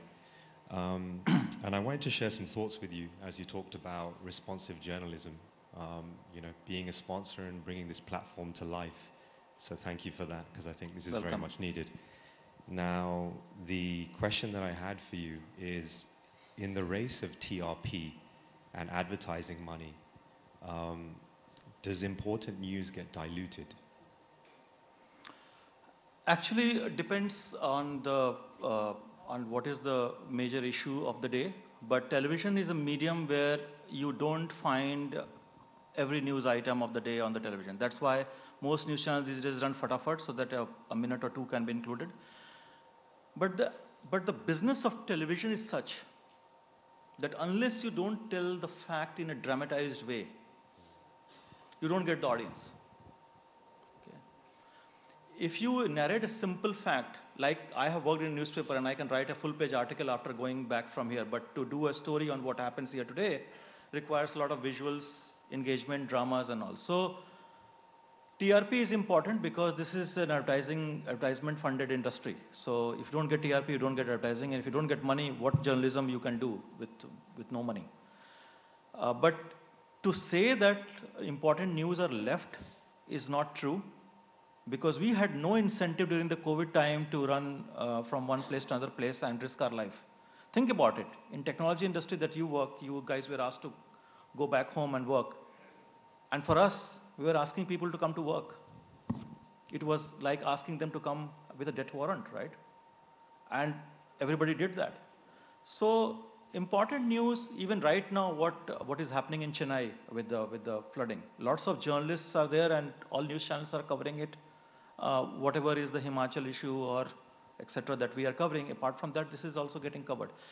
But yes, television by nature itself is not a medium where you'll find all the news all the time. That's a limitation of the medium. I hope I answered your question. Yeah, no, thank you. All right, can I have some more questions? Yes, please. So just a little follow-up to that. I think we were talking a little bit about how May I please, I'm sorry to interrupt. Can you please stand for Sure. us? Okay, thank you. I think we were talking about how maybe the real news sometimes gets influenced and doesn't come out on TV. So these decentralized platforms like social media, where you see a lot of news in short clips coming out, do you see that as a positive or a negative? Or do you see that maybe as a disruption to the traditional format of TV journalism? See, very good question. So there are a lot of YouTubers, publishers, individual publishers who are publishing news. Their way of working and our way of working is very different. If you look at our newsroom, any news that comes, it has to be verified with the original source. We don't take news from the secondary source. After verification, it goes through the filter of whether it falls in the line of fact check or not. Whether you have substantial evidence to suggest that this news is actually without any biases. All newsroom goes through this kind of procedure, which takes about, depending on the news item of the day, 2 minutes to about an hour, it can take, before you finally go on air. And in some cases of investigative journalism, it takes months. Unlike social media, where whatever you see and hear, you start writing on it. And that's the most dangerous thing to happen. Please remember, the world is a very different world after 2008. And in 2008, I'm sorry to say, but Facebook, Twitter, and all these social media came where people had a field day in speaking anything that they want about anyone without any fear or government coming out on them and taking action. Nowadays, in India, there are enough laws, bills in the parliament that is coming up to tackle this menace. But our society has got divided because of social media. Because there is no filtration of the news out there. Whatever you think, you can write and populate it. The benefit is also, a positive side of that is also that, look, when you need blood, you need immediate attention, you need a local accident reporting or etc. something. Social media is handy. So it is positive thing, but largely it is being used by negativity. And also I'll tell you something, some people from technology side are also here. The algorithm that was designed to write Facebook and Twitter was based on the algorithm of selling ads. Where if you like Coca-Cola, you click on it and more beverage ads I'll serve you. But what it started doing for the content, that if you like Trump, more and more Trump news I'll serve you, until you become fanatic about a Trump. And you think the rest of the world is bad. That's what has happened in this content space. So unless that thing is not changed, social media will remain a menace as what it is right now, as far as the news dissemination is concerned. All right, can we have another question? Sure. Okay, we will take that question from the back and then we'll come to you. Yeah. Avinashi, hi, my name is Chirag. I hope your throat is going to do better soon, but I have one more question for you. And that is that, you know, in a day where you're seeing, and an age where you're seeing so much of digitalization take place, where do you see media, TV, and journalism leading to? See, we are in a content business. Digital is a way of dissemination. All broadcasters today are streaming. And in fact, with the connected TV, you can choose to watch only Rubika Liakar shows even during the daytime. Right? So digital is actually empowering all of us to disseminate our content in better and more engaging way. Medium has changed, message has not changed.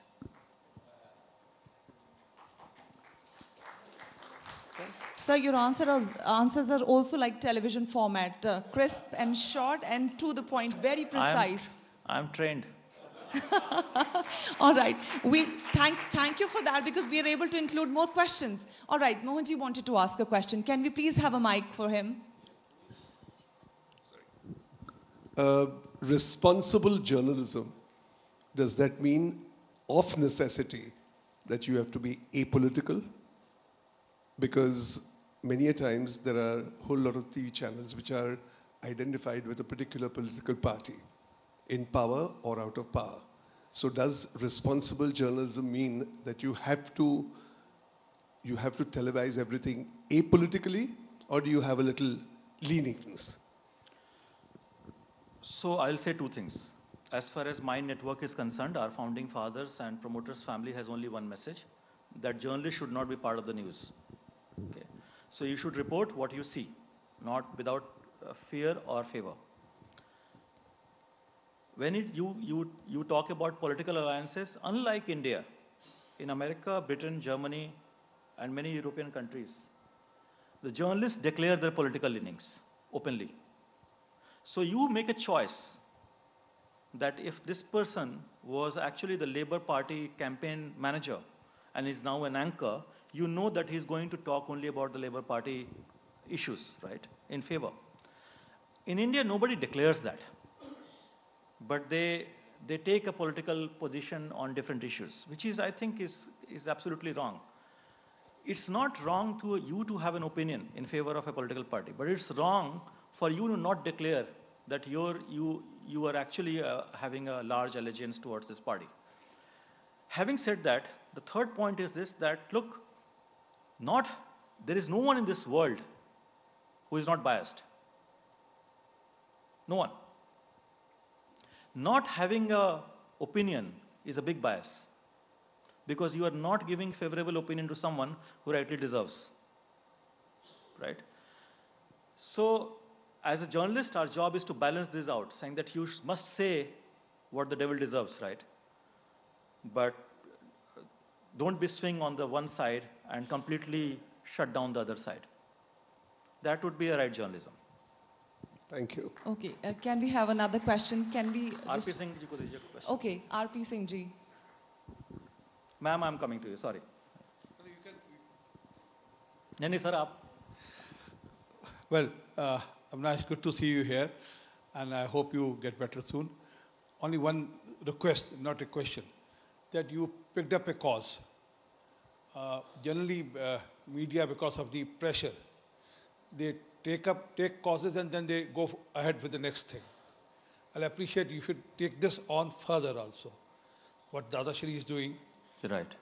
But it should not be just today's show or another week's time or so. If you can take this cause further, this will help country and your channel also. No, we are committed to it. Thank you, Dr. RP Singh, for saying this. We are committed to it.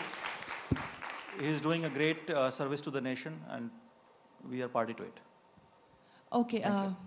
GD Bakshi ji also wants to ask a question, but we'll go to ma'am first. And sir, please allow me a quick minute and we'll come back to you. Yes. Good afternoon, Avinash ji. My name is Nivedita. Media is turned into its own judge and jury. So how do we survive the... Sorry, I did not hear you properly. Media is turned into its own judge and jury. how do we survive the prosecution of a media trial? Well, you see, frankly, you should watch more US TV. You know, you will find our TV is much better. You know? In 2007, I remember Bill O'Reilly went on television and said this particular judge has taken bribe. This was an abortion case and the judge went to the court saying that Bill O'Reilly, I'll put you behind bar if you speak it again. And he came next day again and said, I'm telling you again, put me behind bar, but you have taken money. You are being favored. Media globally works on raising up an issue which you feel from inside that it must be raised. However, in the criminal cases, you know, where some channels may declare an offender already notified or declared criminal is wrong. You know, we should deal with that issue very cautiously, because you know, after 10 years of mudslinging and all that, people come out and Supreme Court says the boy was completely innocent. You know, but what you have done is that you have destroyed people's life. I would urge you to watch a video on YouTube and TED Talk by Monica Lewinsky. You know, she speaks about how shaming of people in social media and television and in newspaper, how it destroys people's life. And I mean, when I watched her first time speaking at Cannes Festival, it was an eye-opening experience and jaw-dropping experience for everyone who attended it. That how, when you do mudslinging on television about anyone or on social media, how it destroys your life permanently. That scar you can never take away. But yes, I believe that, you know, debates, discussions, accusations taken back is good for television. But declaring and mudslinging, you know, shaming, that's not right. All right, I just have a couple of minutes. So, G.D. Bakshi sir, so you are also familiar with television. I expect a brief question so that we can a quick answer. Yeah. This is my first opportunity to hear from him. Thank you. Thank you. Thank you, sir. Thank you, sir, for coming. I just want to ask you a seminal question. How much is the freedom of the media an optical illusion? And I'm talking specifically in the context of the Russia-Ukraine war. There are 300,000, army of 300,000 cyber warriors working on Telegram channels. You know, there are 150 American and British and other European media corporations helping generate news for the Ukrainians. The more that I have experienced, I find so-called freedom is an optical illusion. Your comments? Well, knowledge is what available to you. So you are right, sir. As a media CEO, I understand that how big machinery is working in favor of a particular country and completely shutting down on the other side what's going on. I am not saying this. Across American universities, professors are saying that this is not a war of Russia and Ukraine. It's a Balkan war. Okay, so that's sad. But you know, I always say that truth, unfortunately, is a casualty in the cacophony what is happening around. And what has become truth is what maximum people have agreed to accept as the version of truth. That is why we are living in a post-truth world. You know, you are right that what's happening in this war, only one side is getting reported. And that's unfortunate. All right, please allow me to squeeze in one quick question, because there's a lady who wants to ask a question. If she can be quick and we can get a quick response. Can we have a mic for her, the pink top? Yeah. Ma'am, can you just please stand up? Yes. Thank you. Good afternoon, everyone. I just wanted to ask you, sir, what are the management challenges you face in your media? Management challenges? Yes. Oh, there are many. I can deliver another hour lecture. You have to call TRA chairman, INB secretary, everybody would be here, you know.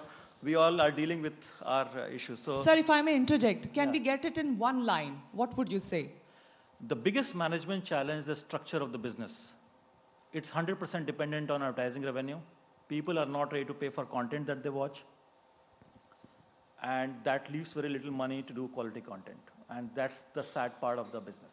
That is just the money they are not paying you. That is the main challenge. So if people pay money, like for example, I'll tell you, since you are asking this question, how much money do you think can a US citizen pay to watch CNN? I have no idea. It's over 2,000 rupees. Okay. That's not even a cable bill of yours for watching 400 channels. Right? So what we do is that day in, day out, it has to be funded by someone, right? Money does not come free. And advertisers fund it by placing ads so that it can reach to their eyeballs. And that money is limited. So it does not leave much with the quality. So the structure of the business is a main issue. And as a business leader, I am the association president. We are dealing with this, that how do we change the game for future. Plus also there are not enough entry barrier in the industry. So you'll find every year some 10 channels getting launched in the news, 24/7 news. I do not know what are their incentive to be in the business, but frankly I can tell you most of them making huge losses. Thank you so much. So now you know what challenges he faces every day. Thank you so much. That lady is raising hands. Okay, since he last wants to half an take hour. another So last question. Okay. Thank you so much. Good morning, Avinash. I hope you feel well. I had a very small question which is linked to Vedji, what he was talking about, the Gurukul system. And Dadashi does that beautifully in the both courses that he conducts, like both 1, both 3, both 4. We, a selected few, go through that. But can media, you as ABP Network or all the other medias, can they help in starting and developing this Gurukul system and bring it to the notice of the whole world? Because media is very powerful. अगर आप लोग बोलेंगे तो पूरी दुनिया सुनेगी. अगर आप कहेंगे कि ठीक है, ये जो Western education is good, but we must also follow Gurukul system, go back to our Veds and Purans in some way, so that children also start taking interest and actually start, reading it, practicing it, and it's finally introduced in our education system. See, fortunately, we have a government of the day who also is now pushing that back very, very strongly. So, a lot of content that you'll find we are covering on education sector is on this line, saying that how our traditional education system or our scriptures are the best thing to look back. Having said that, see, at the end of the day, media is to reflect what's happening in the society. We are not here to generate political ideas and political policies and public policies. We are here to show what's going wrong and what's going right. And government of the day can take the call.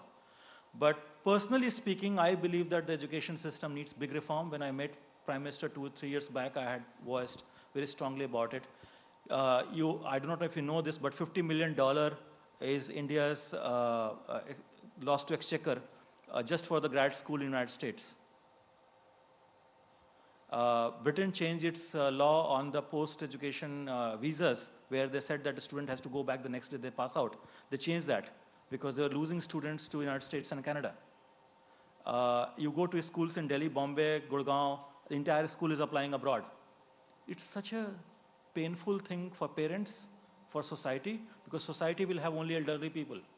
The youngsters are studying abroad. Why can't we create that education system in India?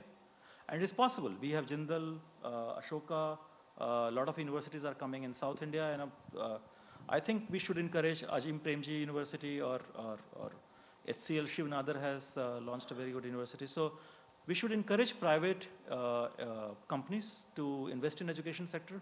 And I think we can reach there very quickly. Yeah. Thank you. Thank you so much for taking all the questions, Avinashji. However, I will request you to stay put on the stage for a few more minutes with us. While I just want to say that I remember reading about time years ago during the days of our independence, of the pride and the moral ethics held by our journalists, fearless in the name of prosecution, passionate about creating an informed public. They went all out to justify their profession. Knowledge was and will remain the true power of any nation, and we hope that we are able to witness the same journalistic pride that once had driven us in the days past, sir. Thank you so much, and may I please now welcome on stage Dr. Rajesh Rajani ji, cardiologist and most renowned cardiac surgeon and alumni of JJ Medical College and KEM College, Mumbai, with over 30 years of experience, senior member of Maitri Bodh Parivar, who is a trustee at Kamdhenu Gaudham Trust, affiliated to Maitri Bodh Parivar. I would request you to kindly extend our token of gratitude to Avinash ji.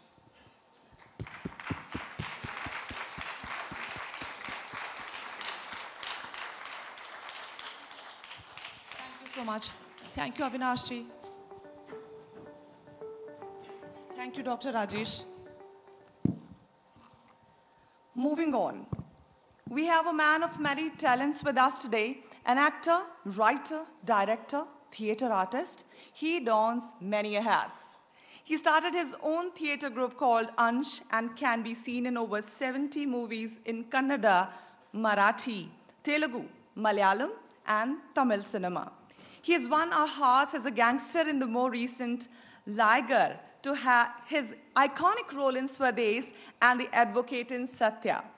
Most importantly, he is a man of quiet intelligence, raging passion for his art, love and respect for his homeland with an enigmatic demeanor. But at the heart of it all, he is a simple storyteller. So let's welcome here on stage Mr. Makrand Deshpande, the actor extraordinaire, to share with us another story, this time his own. The story of his life, his experience and his transformation. Welcome. That was quite a... You know, sometimes when you speak about somebody so highly, all of a sudden everybody feels he's going to say something really important. And let me tell you, I am.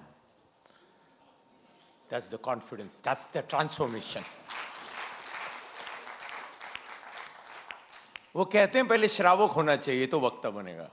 तो मैंने बहुत कुछ सुना है यहाँ पर. And the best part about it is all is I have played several villain roles, which means evil. And we have seen this in media also, especially Avinash ji. What we sell is evil, and that is more popular. So maybe for TRP ratings, we always say then there are tragedies out of love stories. So why can't they just remain love stories? The first time I was jolted when there was this Ayushi murder case, Ayushi Talwar, and then there was a background score to it of a film. And I was surprised. Why does media need background score of a film? Are we showing films? Films are supposed to be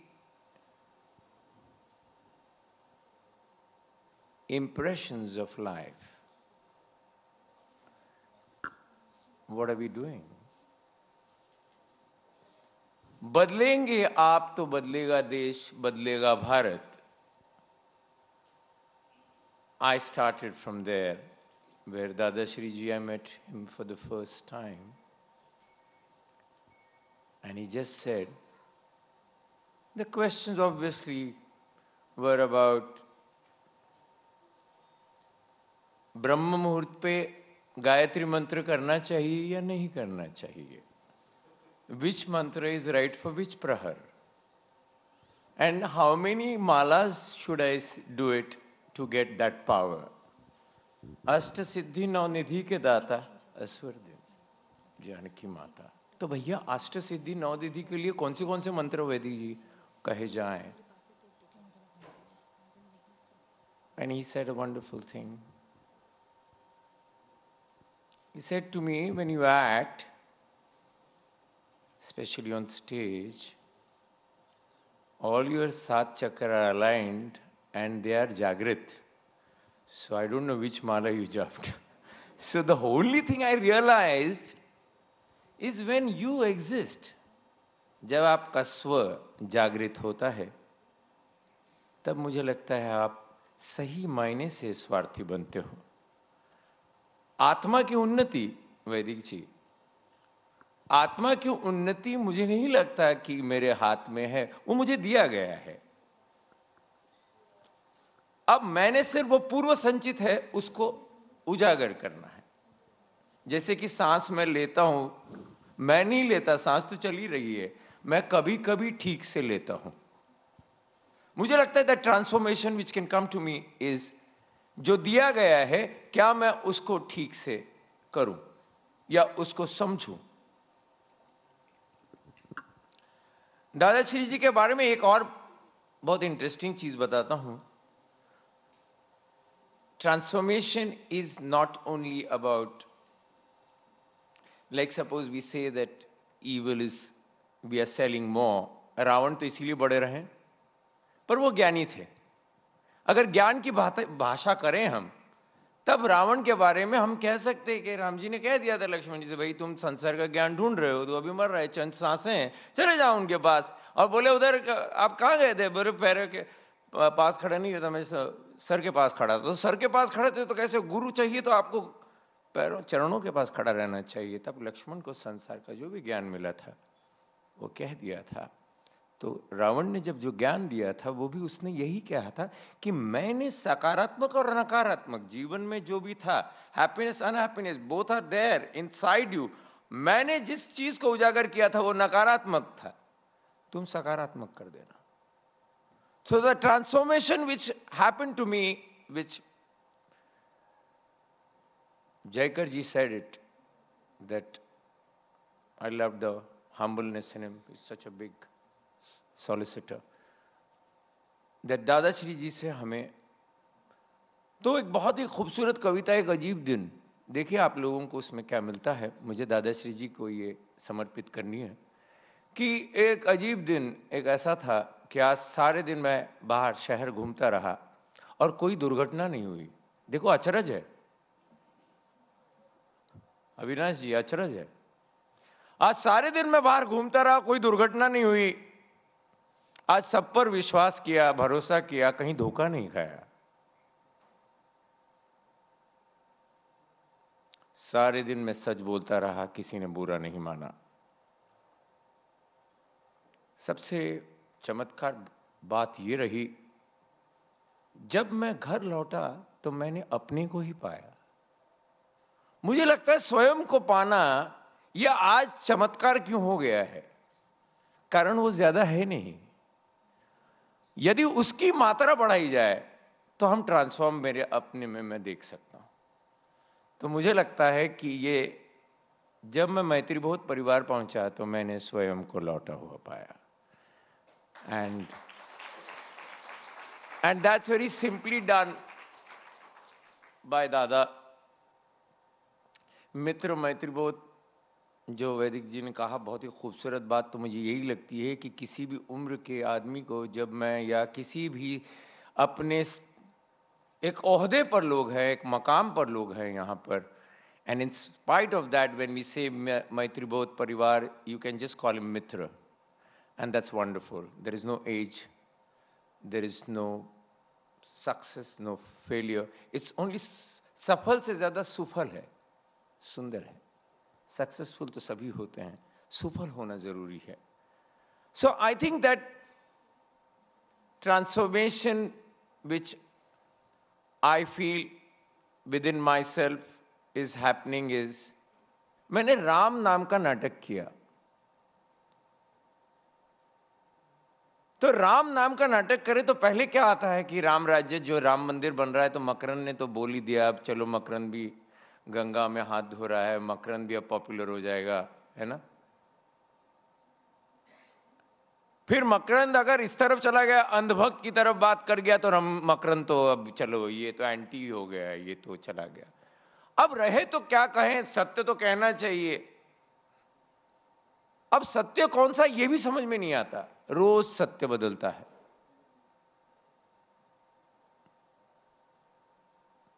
Dadashri जी, कल मैं show कर रहा था, उसके बाद मैं घर लौट रहा था और मुझे सुबह की फ्लाइट पकड़नी थी और मेरे ड्राइवर की तबीयत अचानक खराब हो गई। मैंने स्टीयरिंग व्हील लिया, उसको सीधा अस्पताल ले गया और वो सब करते करते वो गुजर भी गया रात में। मैं सीधे 4 बजे सीधे एयरपोर्ट ही आ गया और वहां से आया हूं तो पता ही नहीं चला कि एक आदमी जो मेरे आदमी गुजर गया।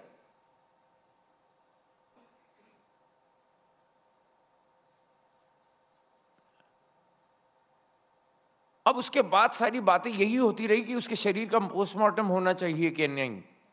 तब मेरी एक बात समझ में आई, शरीर का पोस्टमार्टम हो ना हो, आत्मा का हमें करना पड़ेगा, स्वयं का अभी करना पड़ेगा। अगर ट्रांसफॉर्म हमें करना है, जो एजुकेशन हमें चाहिए कि हम अपने शरीर को बचा रहे, अपने मन को बचा रहे, किसको बचा रहे।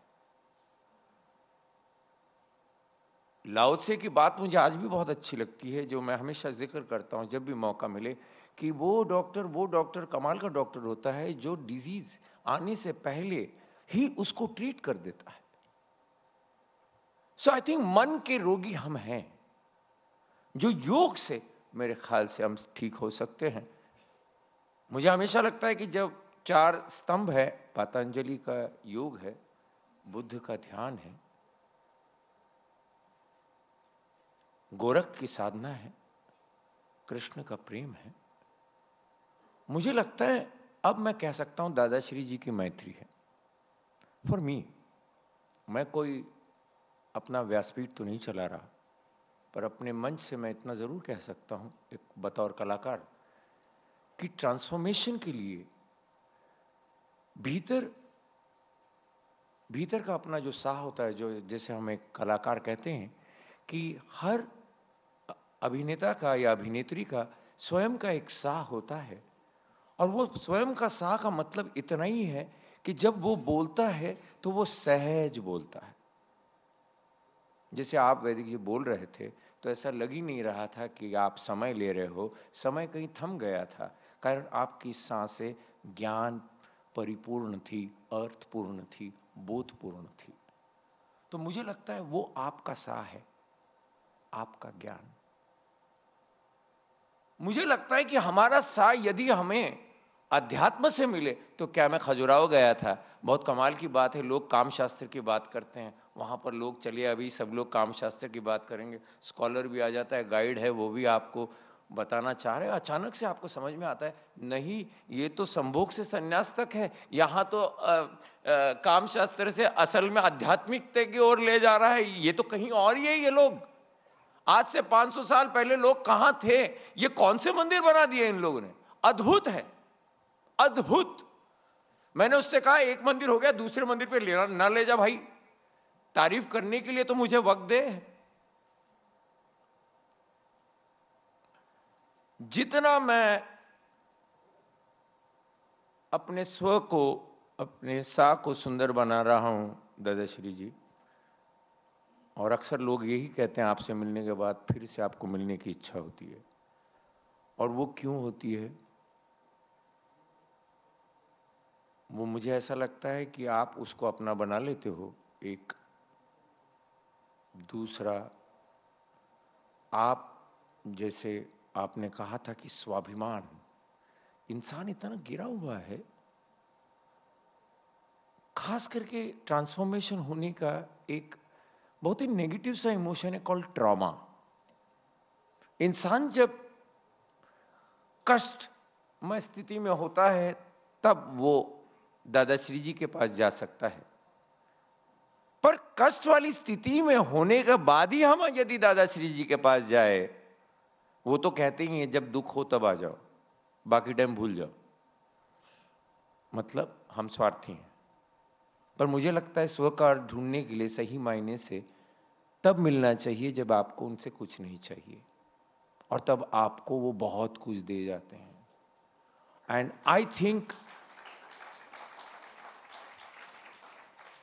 बहुत ही सहज है। मेरी मां से मैंने पूछा था, हमेशा हम सबकी गुरु पहले मां होती है, घर में मां पिताजी होते हैं, तो मां से मैंने पूछा था कि मैं क्या करूं, मैं ये करूं, स्पोर्ट्समैन रहा मैं, फिर ये करूं वो करूं, चॉइस हमेशा चुनाव हर एक के जीवन में होते हैं।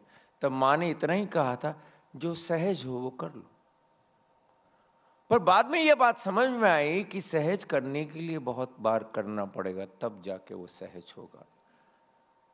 दादाश्री जी के इसलिए भी हम लोग बार बार मिलना चाहते हैं ताकि वो सहज हो जाए। आज मुझे यहां बुलाया गया ट्रांसफॉर्मेशन भारत। भारत को भरत भी बोल सकते हैं, खास करके हम नाट्य शास्त्र में कहते हैं भरत मुनि का नाट्य शास्त्र है। भरत, भ यानी भाव, र यानी राग और त को हम कहते हैं ताल। तो भाव, भाव आपके चेहरे पर यदि आनंद लाए, सिर्फ सुख दुख न लाए, तो वो भाव। राग वो जो हम कह सकें कि हम अपने आत्मा के संगीत को यदि समझ सके, सुन सके, और ताल वो कि जीवन के ताल के साथ हम अपनी आत्मा और अपने भाव को मिला सके। वो भरत वाक्य हम कहते हैं, उसकी प्रैक्टिस हम करते हैं। तो मैं कोशिश यही करूंगा, मैत्रीबोध परिवार के थ्रू मुझ में बदल हुआ है उस राम को भी मैंने, कंठस्थ राम है और एक हृदयस्थ राम है। हृदय में रमण करने वाले रामचरितमानस वाले राम है गोस्वामी दास जी के। कंठस्थ राम है जो पंडित जी बोल रहे हैं। तो हृदय में रमण करने वाला राम यदि आ जाए तो ट्रांसफॉर्म हो जाएगा। मैंने जब राम किया तब मेरे भीतर का वो राम अब रमण करने लगा है, और उसका श्रेय दादाश्री जी आपको देता हूं। आपको एक खूबसूरत बात यह बता देता हूं कि मैं बहुत ट्रॉमा से गुजरा कल रात। मृत्यु ये नहीं था, मुझे हमेशा लगता है मृत्यु तो होनी है, लेकिन आपके सामने 5 मिनट पहले मुझे इसने कुछ बताया भी नहीं कि ये जाने वाला है, और फिर उसके परिवार को। और देखिए क्या होता है, विधि लिखित कहते हैं हम, कभी कभी मैं मानता हूं, क्योंकि उस ट्रॉमा से गुजरने के बाद मैंने कहा अरे लेकिन मैं मिलने किससे वाला हूं सुबह दादाश्री जी से, एंड दैट ईज्ड मी। अब वो बातें जो कमाल की होती, मुझे नहीं पता क्या है वो, कि वो दुख और उसका कहीं तो दवा आपके लिए सामने रखी हुई है ऊपर वाले ने, कि don't worry, you have to go through this, but there is something like this there for you, don't worry. So मैं इतना जरूर कहूंगा कि आप बहुत सहज रूप से हमारे अस्तित्व से जुड़े हुए हो, और उसके लिए मैं गुरु शिष्य परंपरा में जरूर जाना चाहूंगा, शिष्य रहना पसंद करूंगा। और बहुत बहुत शुक्रिया, बहुत बहुत। मकरंद जी, मैं रिक्वेस्ट करूंगी आपसे कि कुछ देर और हमारे साथ मंच पर रहें। और बहुत दुख हुआ यकीन जाने ये जानकर कि किस दुख की घड़ी से आप गुजर के यहाँ पर पहुंचे हैं, लेकिन आपको सुनना बहुत सहज लगा। बहुत बहुत शुक्रिया आपने जो कुछ भी कहा उसके लिए। Thank you so much. And now may I please invite on stage Kaivalya Kashyap ji. He's based in Switzerland, founder of 15 tech companies in Europe, currently managing director of Maitribodh Europe, CEO of International Academy of Transformative Leadership Europe, and president of Maitribodh Peace Services Europe. हमारे मेहमान को, मकरंद जी को, ये छोटा सा token हमारी तरफ से।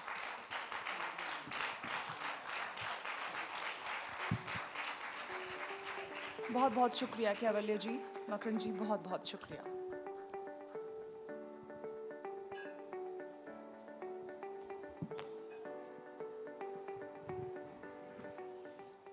Thank you so much. And now may I please request Maitreya Dadashri ji to please come up on stage.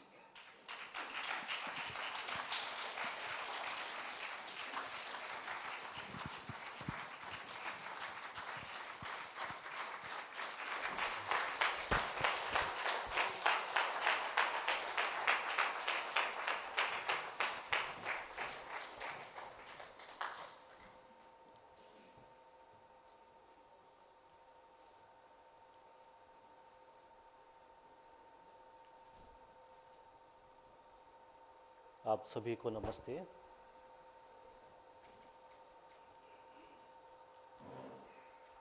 बदलेंगे आप, बदलेगा देश। शुरुआती हमसे होती है, हम बदलेंगे तब देश बदलेगा। हम बहुत खुश हैं, we are very happy that all of you believed in this message. आप सभी ने विश्वास रखा इस संदेश में और आप सभी यहाँ पर आए।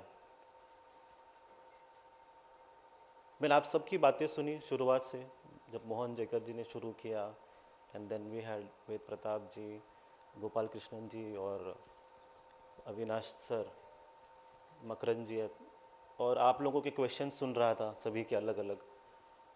सो आई फेल्ट, मुझे ये ऐसा महसूस हुआ, बिकॉज मेरा जो फील्ड है, मतलब initially when I started my life I was a medical doctor and then I came into spirituality.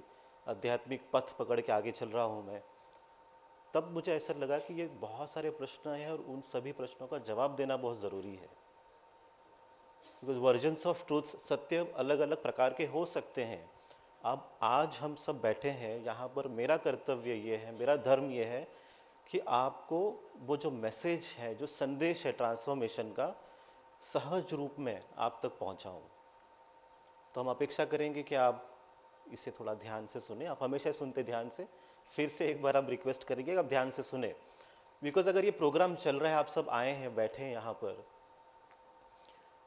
Stage पे अगर कोई नहीं है और आप बस बैठे हैं और पीछे विजुअल्स चल रहे हैं, स्क्रीन दिख रहा है आपको, और उस स्क्रीन पे लिखा है बदलेंगे आप, बदलेगा देश, पर कोई बात नहीं कर रहा है, आप बस बैठे हैं और आपको बताया गया है कि यही ऐसा ही कॉन्क्लेव है, आपको आना है, बैठना है और जो चल रहा है उसे बस देखना है। और कुछ अलग स्क्रीन नहीं, एक ही स्क्रीन है, बदलेंगे आप, बदलेगा देश, एक ही स्क्रीन है। अब ये देखते हुए आप सब लोग क्या क्या समझोगे, आप अपने दिमाग के अंदर, अपने सोच के द्वारा आप जो अंडरस्टैंडिंग इस वाक्य से, संदेश से लेके आएंगे, वो अलग अलग ट्रुथ बन जाता है। जस्ट बैठ के देख के, शायद बदलेंगे आप, तो शायद किसी को पीछे लगेगा शायद बदला लेंगे आप या बदला लेंगे हम, ऐसे भी हो सकता है, कोई ये सोच के भी चले जाए बाहर।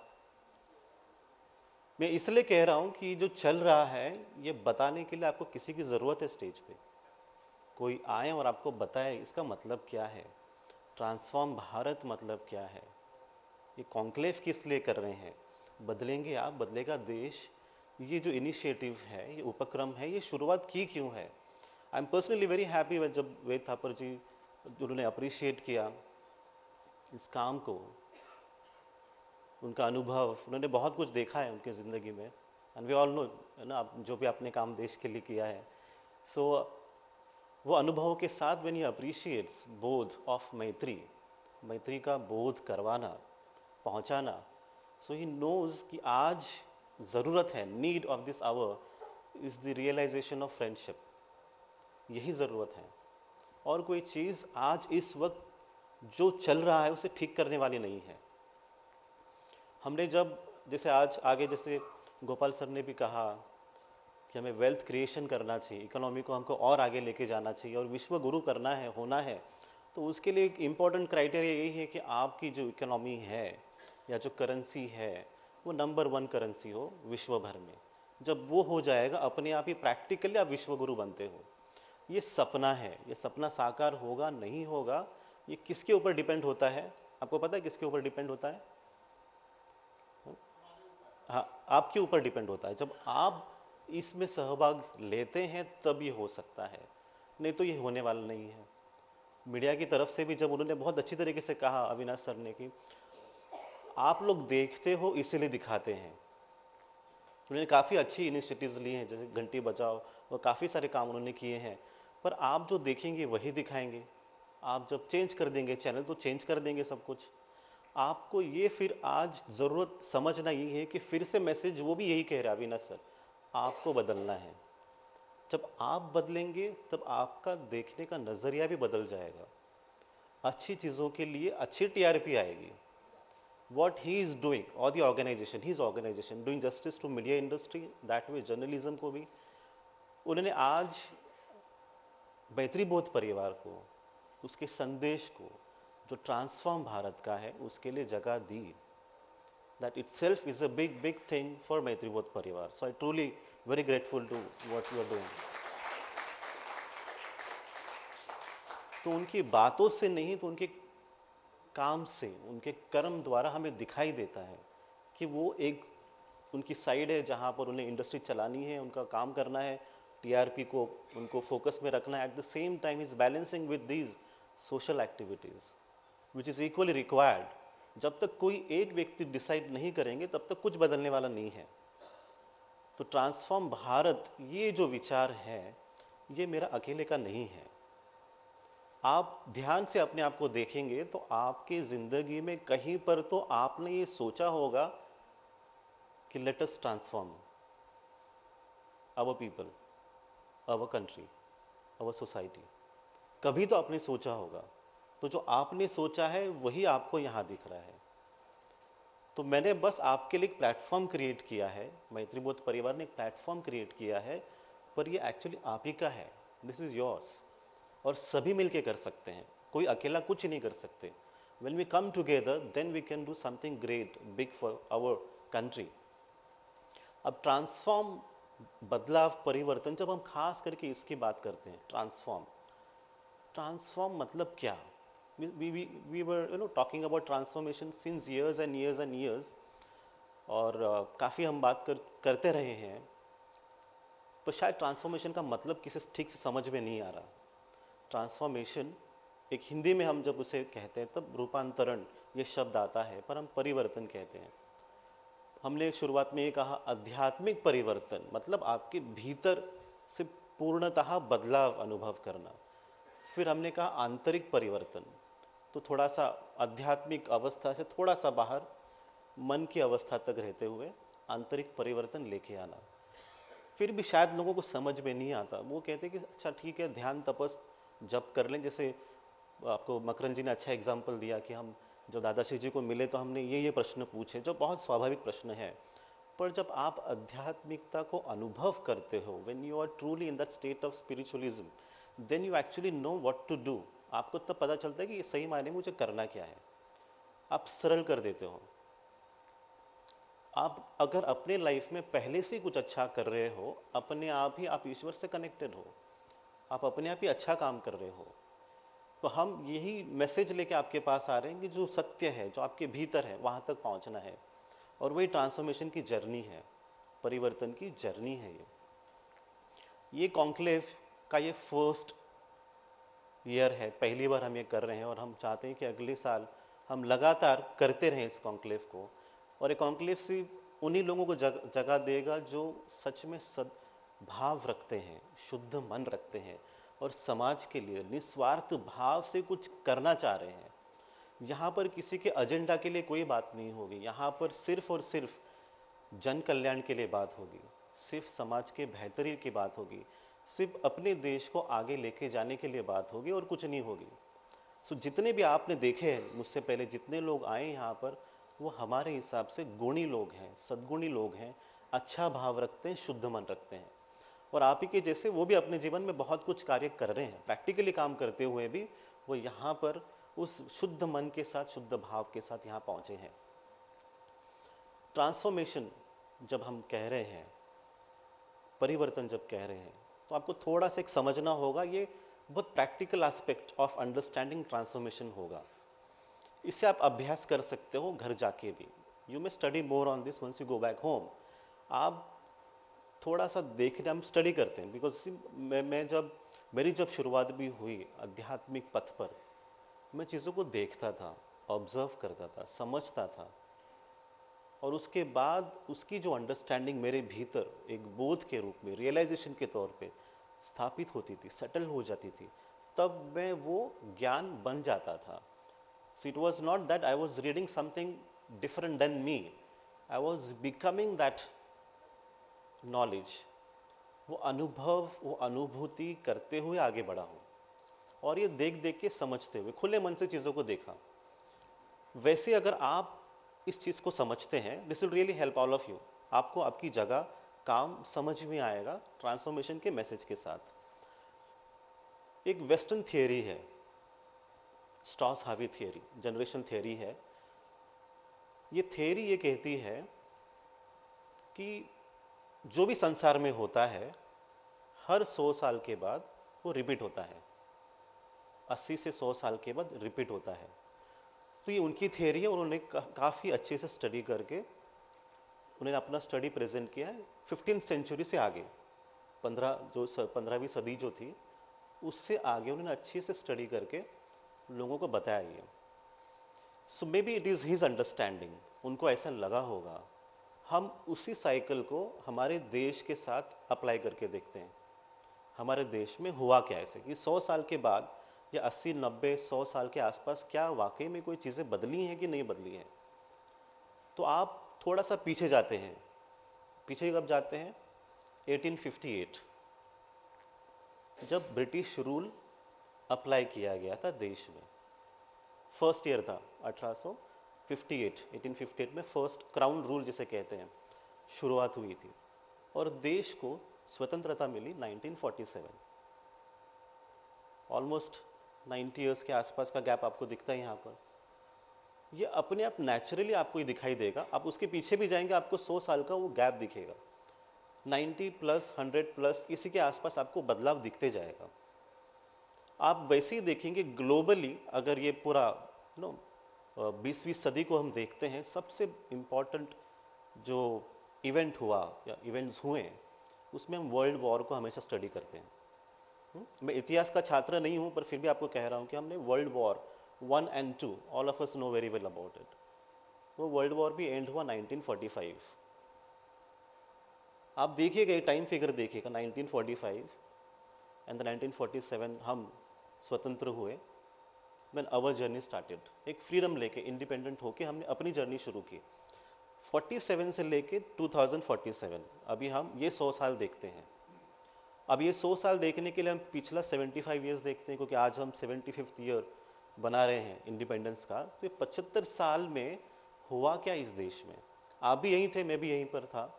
क्या हुआ है इस देश में? इसी को हम डिवाइड करते हैं 4 कैटेगरीज में, 4 फेजेस या 4 खंड करते हैं ऑफ 100 ईयर्स, 47 से स्टार्ट करते हुए। पहला 25 72 तक पहुंचता है, 1972 47 से, एंड देन 1972 ऑनवर्ड्स आप आते हो 1997, एंड देन 1997 से आप अभी 2022 तक आप पहुंच रहे हो। फर्स्ट फेज जो खंड है वो फ्रीडम का है। सो नेचुरली क्या होता है ह्यूमन साइकोलॉजी के हिसाब से, सोसाइटी के हिसाब से भी, आपको जब स्वतंत्रता मिलती है, स्वाधीनता मिलती है, तब आप बहुत चीज़ें करना शुरू करते हो। You do lot many activities because now there is no inhibition. कोई लॉ नहीं है, फॉरेन लॉ नहीं है, फॉरेन रूल नहीं है जो आपको आपके काम करने से रोके। सो पहले जो 25 साल ऐसे ही चले गए टिल 1972, एक्सपेरिमेंट कर रहे थे और लाइफ को अलग तरीके से एंजॉय भी कर रहे हैं। 72 के बाद हम जब आगे बढ़ते हैं तब असंतोष का वातावरण निर्माण, असंतोष, कहीं पर लोगों के भीतर असंतोष बन रहा है। और वो असंतोष क्या है वो समझिए। असंतोष ये है जो पहले हमें मिला, जो फ्रीडम हमें मिला, जिस कारण से मिला, जिस उद्देश्य से मिला फ्रीडम, उसके हिसाब से काम नहीं हो रहा है। सो द नेक्स्ट 25 ईयर्स में जो सोच बनी वो फर्स्ट 25 ईयर्स के अगेंस्ट या ऑपोजिट बनी है कि शायद वो ठीक नहीं है, असंतोष है ये। सेकेंड खंड जो है 25 साल जो बाद में बने हैं, उसके बाद 97 से आगे अगर आप ध्यान से भी देखेंगे ना, 89 के आसपास भी, 1989 वेरी इंपॉर्टेंट ईयर जो देश के लिए था। वैसे 1997 ये सेकेंड ईयर है जो इस देश के लिए बहुत ज़रूरी था, इंपॉर्टेंट था, जिसमें काफ़ी सारी चीज़ें देश के लिए बदली हैं। 1989 में भी आप में से काफ़ी लोगों को पता भी होगा, काफ़ी बड़ा बदलाव देश में हुआ। असंतोष जो था वो विजिबल हुआ और प्रैक्टिकली सामने आना शुरू हुआ। और असंतोष एग्जैक्टली उसी चीज़ के लिए है जो पहले हुआ है, फर्स्ट 25 ईयर्स ऑफ इंडिपेंडेंस। तो जो सेकेंड जो गैप था, सेकेंड 25 ईयर्स जो थे 50 ईयर्स के, जो नज़दीक पहुंचा 97 तक, तो यहाँ पर उसी थॉट को लेके लोगों तक पहुंचाने का शुरू होता है। 97 तक लोगों तक पहुंचाना है, और 97 के बाद अभी जब 2022 है, तो ये जो थर्ड फेज है, तीसरा खंड है, ये तीसरा खंड है जागरूकता का, जहां पर लोगों को बताया जाएगा, एहसास किया जाएगा कि जो फर्स्ट 25 इयर्स हुए हैं उसे अभी हमको चेंज करना है, और अभी अभी हमको एक रेवोल्यूशन लेके आना है, बदलाव लेके आना है, परिवर्तन लेके आना है। इसीलिए ये जो आप चीजें देख रहे हो इस वक्त धरती पे या प्लैनेट पे, हमारे देश में वो बदलाव की बात कर रही है। At the same time it's happening everywhere also, ये सब जगह हो रहा है, it's happening everywhere. Everybody is asking for change, परिवर्तन, बेटरमेंट, कि कुछ अच्छा हो, अच्छा हो, अच्छा हो। अभी ये सोच, इसका मतलब आपकी नहीं है, ये सोच अभी इस समय की है। You are playing a part in this role. अभी उस थ्योरी के हिसाब से जो लास्ट 25 इयर्स हैं, उस थ्योरी के हिसाब से क्राइसिस कहता है, क्राइसिस वाला है, चैलेंज वाला है।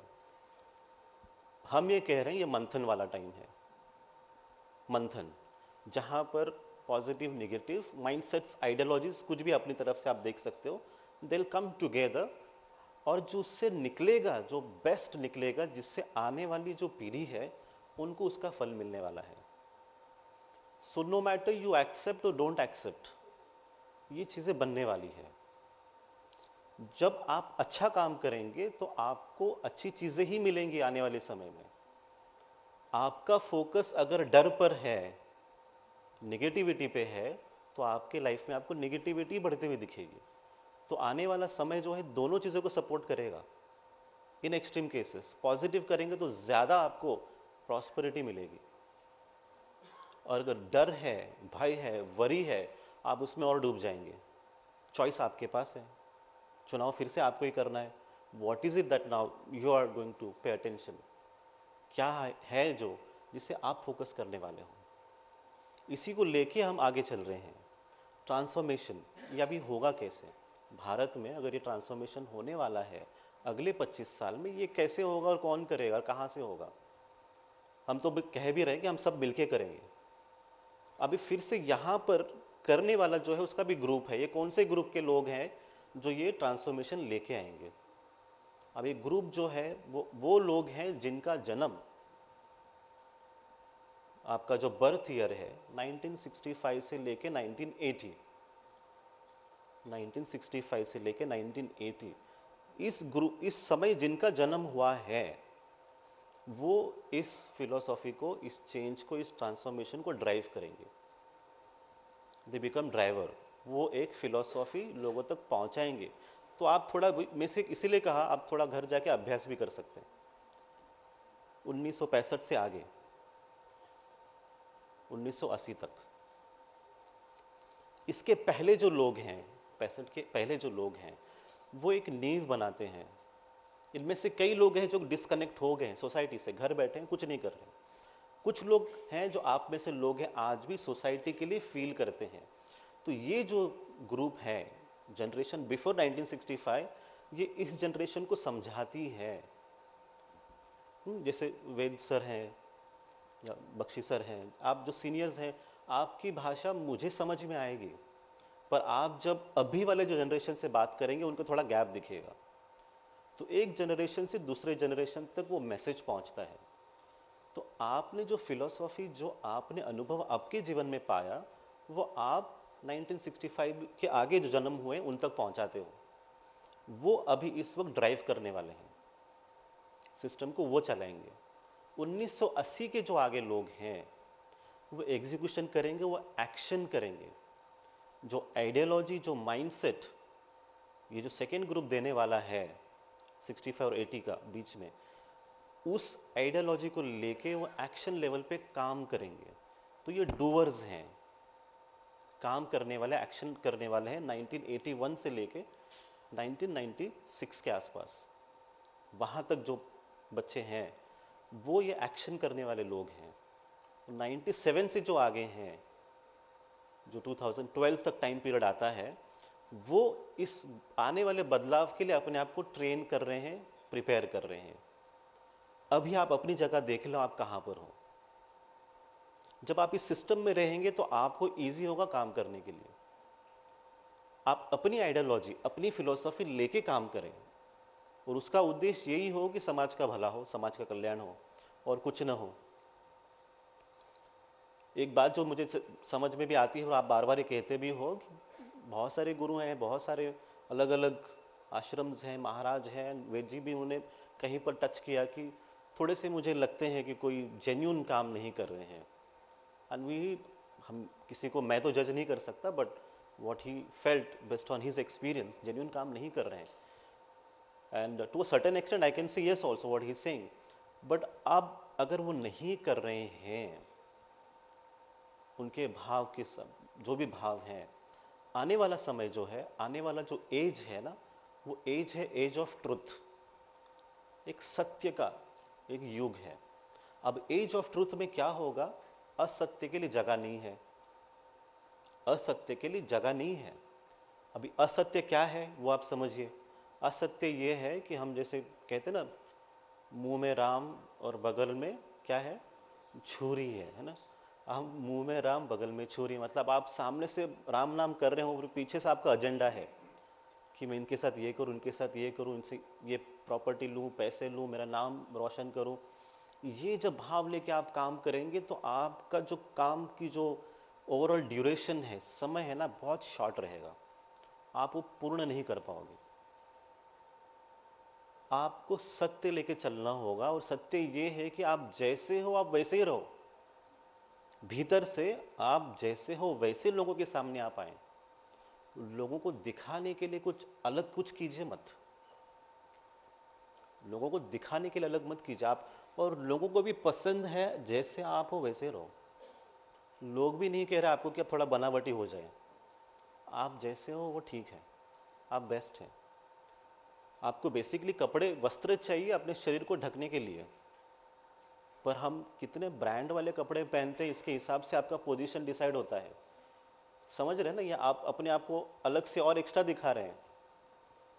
हम भीतर अपने आप को इंप्रूव नहीं कर रहे, हम बाहर से अपने आप को और एक्स्ट्रा कर रहे हैं। सत्य को पकड़े, ट्रूथ को पकड़े।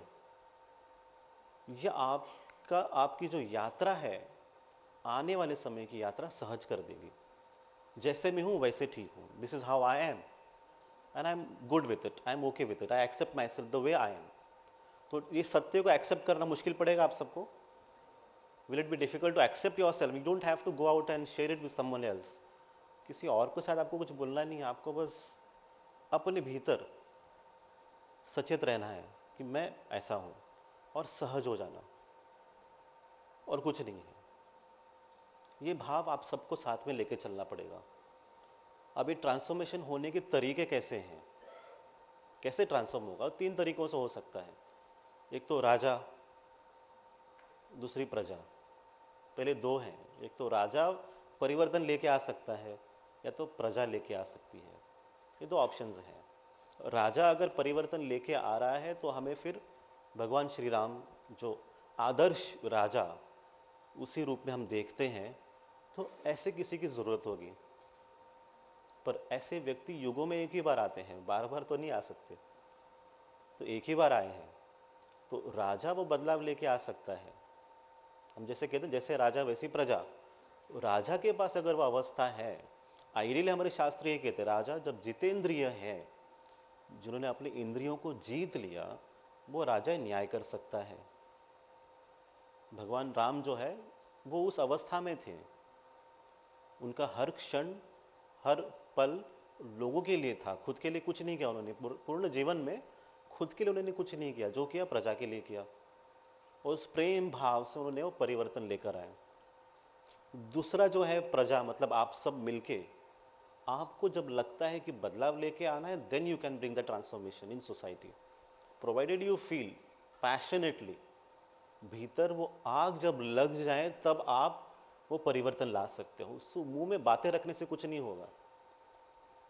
अच्छे शब्दों के द्वारा, by being good orator also, आप अच्छी चीजों को प्रेजेंट कर सकते हो, पर वो स्टेज तक मर्यादित है तो कभी परिवर्तन नहीं आएगा। आपको बनना पड़ेगा, जो आप सिखाते हो वैसे आपको बनना होगा। जब आप वैसे बनेंगे तब आपको उसका असर दिखेगा। तो जब एज ऑफ रेवोल्यूशन आप उसके साथ कनेक्ट कर सकते हो, एक पूरा 100 साल गए हैं, 16वीं सदी और 17वीं सदी, जहां पर रेवोल्यूशन सोसाइटी ग्रुप्स ने किए हैं, ग्रुप्स ऑफ पीपल, प्रजा ने किया है बदलाव। इन दोनों में से आपको अपने आप को देखना है कि या तो हमारे राजा करे या प्रजा करे, एंड एनीथिंग इज बेटर। अब जब दोनों तरीके से जब बदलाव नहीं होगा तब तीसरा तरीका है। अभी तीसरा तरीका क्या है बदलाव का? वो तीसरा तरीका ही है, तीसरा वे ये है, आपको जानना है तीसरा तरीका क्या है, बिकॉज ये बुक्स में गूगल पे नहीं है। गूगल गुरु जो है उसमें आपको तीसरा third way of transforming society नहीं मिलेगा। तो तीसरा तरीका ये है समय। टाइम कहता है, अब समय कह रहा है कि परिवर्तन लाना है। समय कह रहा है, और समय ने क्या किया? आप सबके साथ किया, पूर्ण विश्व के साथ किया। समय ने 2 साल तक सब कुछ रोक दिया। कोविड टाइम, आपको याद है ना कोविड? वो समय आप सब ने देखा है। कोविड में क्या हुआ, हमने, सर ने भी कहा कि हम लोग काफी उतरे हैं, लोगों की मदद किया, और आप में से सबने किया है। That was the best part in our country कि सभी लोगों ने अपनी स्तरों पे बहुत लोगों की मदद की है। समय ने क्या किया, आप सभी को एक बार तो किसी न किसी के लिए तो शमशान भूमि जो है वो आपको लेकर गए वहां पर, और दिखाया कि देखो कितने लोग तो बार बार गए हैं। और बहुत ट्रेजेडी, पेनफुल था मोमेंट्स जब अपने लोग, आसपास के लोग जब पहुंचे हैं वहां पर खड़े होकर आपको समय बता रहे हैं कि एक दिन आपका भी यहां पर पहुंचना है। जिस जगह पे आप गए थे वहां पर आपको भी एक दिन पहुंचना है। आप मानते हो ना इस चीज को कि आपको भी एक दिन पहुंचना है, पर वो आपको फिर से भेज दिया उन्होंने, उस जगह ने आपको भेज दिया। अभी आप सांसों के साथ जाइए, आपको और समय दे रहे हैं। This was that message for all of you in fact during that time, कि आपको सांसें दे रही हैं, आप वापस जाइए और लोगों का कल्याण कर कर आइए। इस जीवन का कुछ उपयोग कीजिए, इस जीवन को सार्थक बनाइए। ये वो मैसेज आप सबके लिए था, इसलिए आप यहां बैठे हो। ये समय ने आपको कुछ सालों, 2 साल के लिए करके दिखाया। इसका मतलब क्या होता है कि अभी समय जो है सारी चीजें अपने हाथों में ले रहा है। वी हैव बिग प्लान्स, जैसे गोपाल सर ने भी कहा ना, ये प्लान्स और सरकारों को करना ही चाहिए। This is the plan that we have. पर उस प्लान को मैनिफेस्ट करने के लिए आपको प्रकृति की सपोर्ट भी चाहिए। किस तरह से प्रकृति रिएक्ट करने वाली है, क्या होगा जिससे कि हम अपने प्लान को ठीक से सक्सेसफुली एग्जीक्यूट कर पाए। तो समय जब बलवान है, समय जब चीजों को अपने हाथों में ले रहा है, तो आपके पास अभी कोई ऑप्शन नहीं है। आप छुप के भी नहीं बैठ सकते अकेले, आप गुफाओं में जाके भी नहीं बैठ सकते हो, वहां पर भी समय आएगा। आपको अपने भीतर परिवर्तन लाना ही होगा। सत्य देखना है तो अहंकार को साइड में करना है। अहंकार से आंखें आपकी धुंधली जाती है, आप सत्य देख नहीं पाते हो। आपको सत्य देखने के लिए आगे बढ़ना होगा, तब आप सारी चीजों को देख पाएंगे। अब यहां पर सत्य लाने के लिए जो मार्ग है हमारे पास, जिसके लिए आज हम सभी आए हैं, वो है मैत्री संस्कार। मैत्री संस्कार हमें लोगों तक पहुंचाना है। वैल्यूज, जो सद्गुण है, वो लोगों तक पहुंचाना है, खास करके बच्चों तक पहुंचाना है। मैं जब यूथ था, या जब मेरे पास जब सेंसेस आई, जब मैं प्रैक्टिकली काम करना शुरू किया, तो मुझे जो दुनिया दिखी, जो देश दिखा, वो देश वो था जो मुझसे पहले जो लोग थे उन्होंने जो बनाया था, वो दुनिया हमको मिली, वो विश्व बना, जिसमें आप सब सीनियर, जितने सीनियर्स हैं, आपने जो किया वही हमें मिला। अब वहां पर हमें करप्शन भी दिखा, अत्याचार दिखा, कॉन्फ्लिक्ट्स दिखे। अब ये वो बीमारियां हैं जो आपने पहले जनरेशन ने ठीक नहीं किया, फिक्स नहीं किया। सबके ये सोच चलता है, होता है, आगे चलो। परिवर्तन तो होता ही रहता है, बदलाव तो हर पीढ़ी कहती है बदलाव चाहिए, बदलाव चाहिए, हर समय चलता है।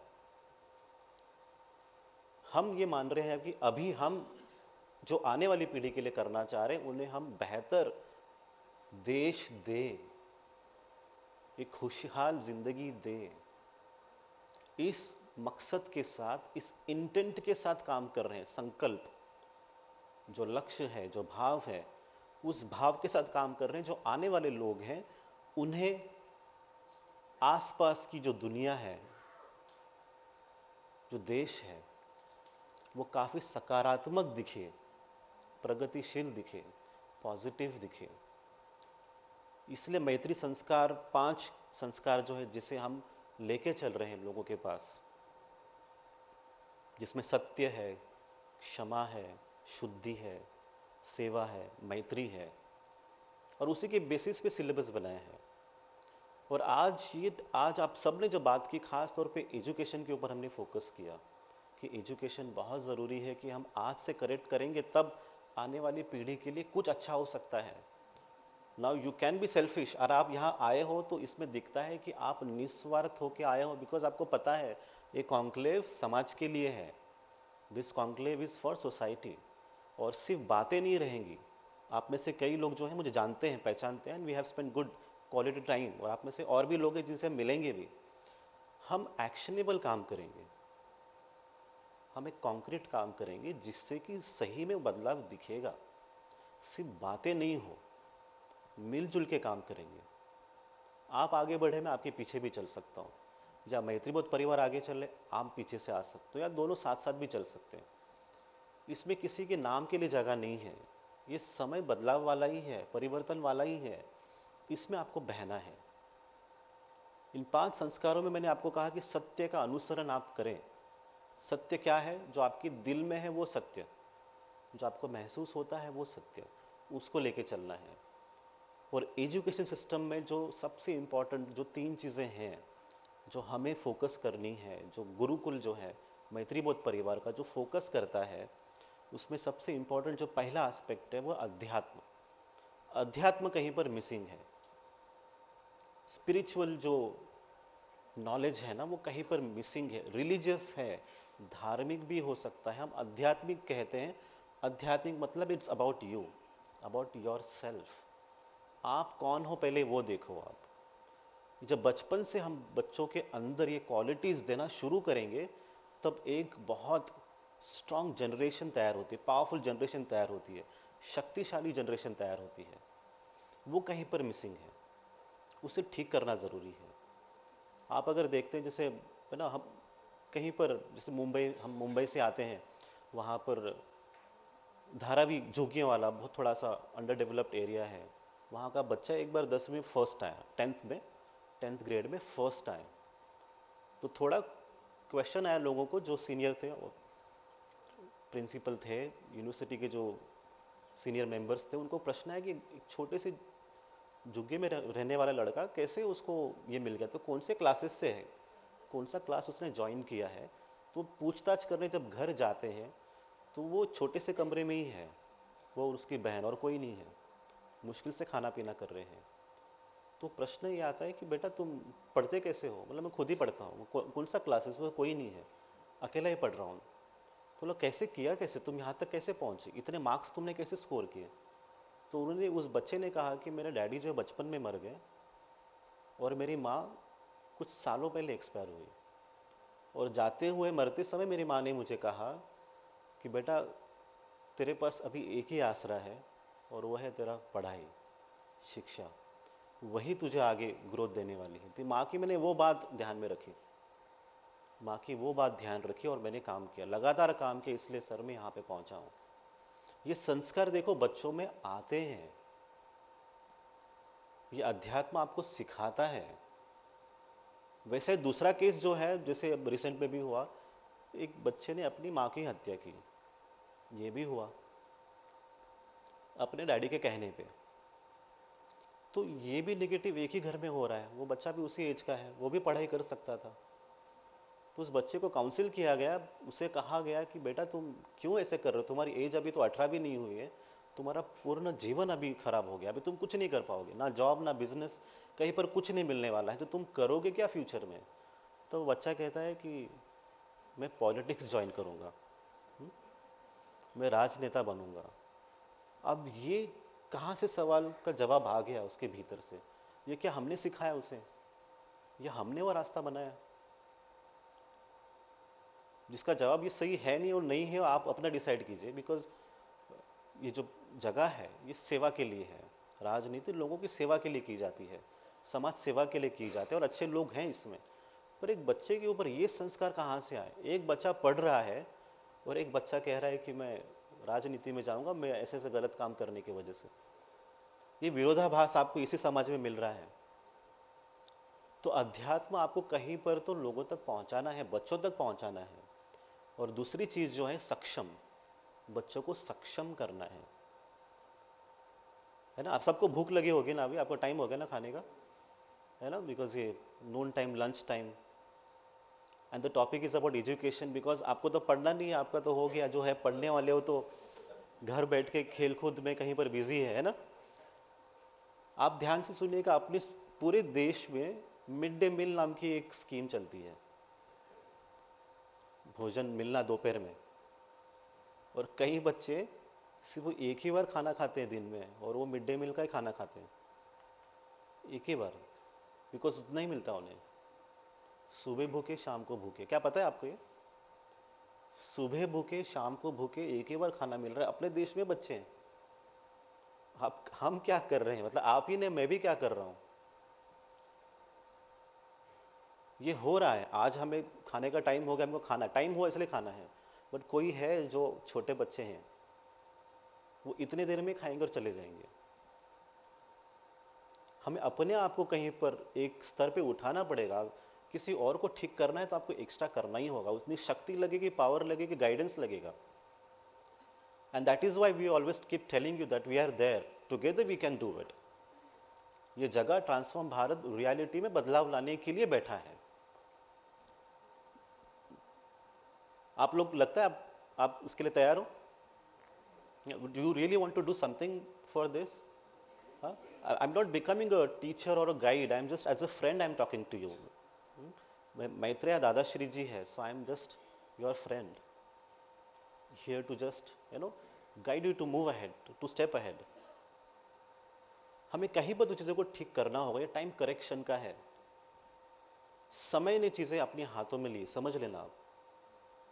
बच्चों को पढ़ने के लिए भी, है ना, स्कूल जाने के लिए भी इच्छा नहीं होती है। कई बार ऐसे ना कि जाना ही नहीं है। वो जो टीचर है, टीचर ही बच्चों का जीवन बनाता भी और बिगाड़ता भी है। ये भी मुझे जब पता चला, जब मैं I was talking with someone, हमारे कोई एक एजुकेशन मिनिस्टर थे, तो उनसे बात करते करते उन्होंने ये कहा, दादाश्री जी ये कॉन्सेप्ट मैत्री संस्कार अच्छा है आपका, पर जो सिखाने वाले जो टीचर है, पहले आपको उनको ट्रेन करना पड़ेगा। उन्हें आप सिखाएंगे तब वो आगे पढ़ा पाएंगे। गुरुकुल जो प्रथा है, पहले के जमाने में जब गुरुकुल प्रथा जब थी, उस वक्त भी ऐसे ही था कि लोग जब मिलते थे एक दूसरे से तो पूछते थे कि आपके गुरु कौन है। आज ये कि आप क्या जॉब करते हो, आपका पोजीशन क्या, आपकी सैलरी क्या है, आपका बिजनेस क्या है। तब पूछते थे आपके गुरु कौन है, और पूछने का पीछे कारण ये है कि उससे आपके गुण पता चलते हैं, आपके भीतर गुण क्या है। अच्छा, आप वशिष्ठ ऋषि को फॉलो करते, कश्यप ऋषि को फॉलो करते हैं, आप जैसे ही गुरु का नाम बताते हैं तब आपके गुण दिखाई देते हैं, और उस प्रकार से फिर हमारा व्यवहार बनता है। और गुरु मतलब पुस्तक के द्वारा नहीं, गुरु सामने बैठ के। गुरु चले गए हैं और उन्हें पुस्तक लिखी है, अभी हम पुस्तक पढ़ेंगे और उसका अर्थ निकालेंगे, ऐसा नहीं है। उनके साथ बैठकर, एक गुरु गए, दूसरे गुरु आए तो उनके साथ बैठकर। This is how it went, this is how it happened. हमें ऐसे गुरुओं की जरूरत है पूरे देश में, जो गांव गांव जो टीचर्स वैसे बने, वैसे लोगों की जरूरत है। जब आज भी आपको भी अपने टीचर्स याद आते रहेंगे, तो आपको वही टीचर याद आएंगे जो आपसे प्रेम करते थे, जिन्होंने आपको नजदीक लिया, जिन्होंने आपको प्रेम से सिखाया, वही याद आते हैं। नहीं लग रहा आपको कि आपको वही डांटने वाले टीचर याद है? बट सीरियसली जब आप दिल से रिस्पेक्ट जिसे करते हो, वो है जिन्होंने आपको समझा के आगे बढ़ाया, है ना। स्कूल में भी, जैसे मैं भी कभी स्कूल गया था, बिकॉज उसके बाद डॉक्टर नहीं बन सकता था, so even I went to school. And school 10th grade, आपको मुंबई के स्कूल में थे हम, 10th grade last day, I hope you can connect to that time, no, last day of your school, 10th grade, you are just going to go home now, not to come back to the same school. तो जो mood बनता है ना उस वक्त पे, सब fun वाला मूड रहता है कि अभी बिकॉज हॉल टिकट सबमिट हो गया। मुंबई में ऐसा है, महाराष्ट्र में आपको 10+2 है, यहाँ पर आपका 12th होता है, पर वहाँ पे 10 के बाद you are out from the school itself. तो वो होते समय बच्चे बहुत खुश हैं, सबकी बातें चल रही हैं कि अभी तो हॉल टिकट मिल गया है, now we can go and give our exams, now there is no control, now हमारे ऊपर कंट्रोल किसी का नहीं है, we can do what we want to do. तो बच्चों ने बहुत मस्ती की क्लासेस में, टीचर आते थे, मस्ती करते रहे, क्योंकि कुछ अभी रोकने टोकने वाला कोई है नहीं। तो उन्होंने अपनी तरफ से फाउंटेन पेन, आपको याद होगा ना, इंक पेन, उस वक्त पे वो इंक पेन डालना शुरू किया टीचर्स के ऊपर चुपके से।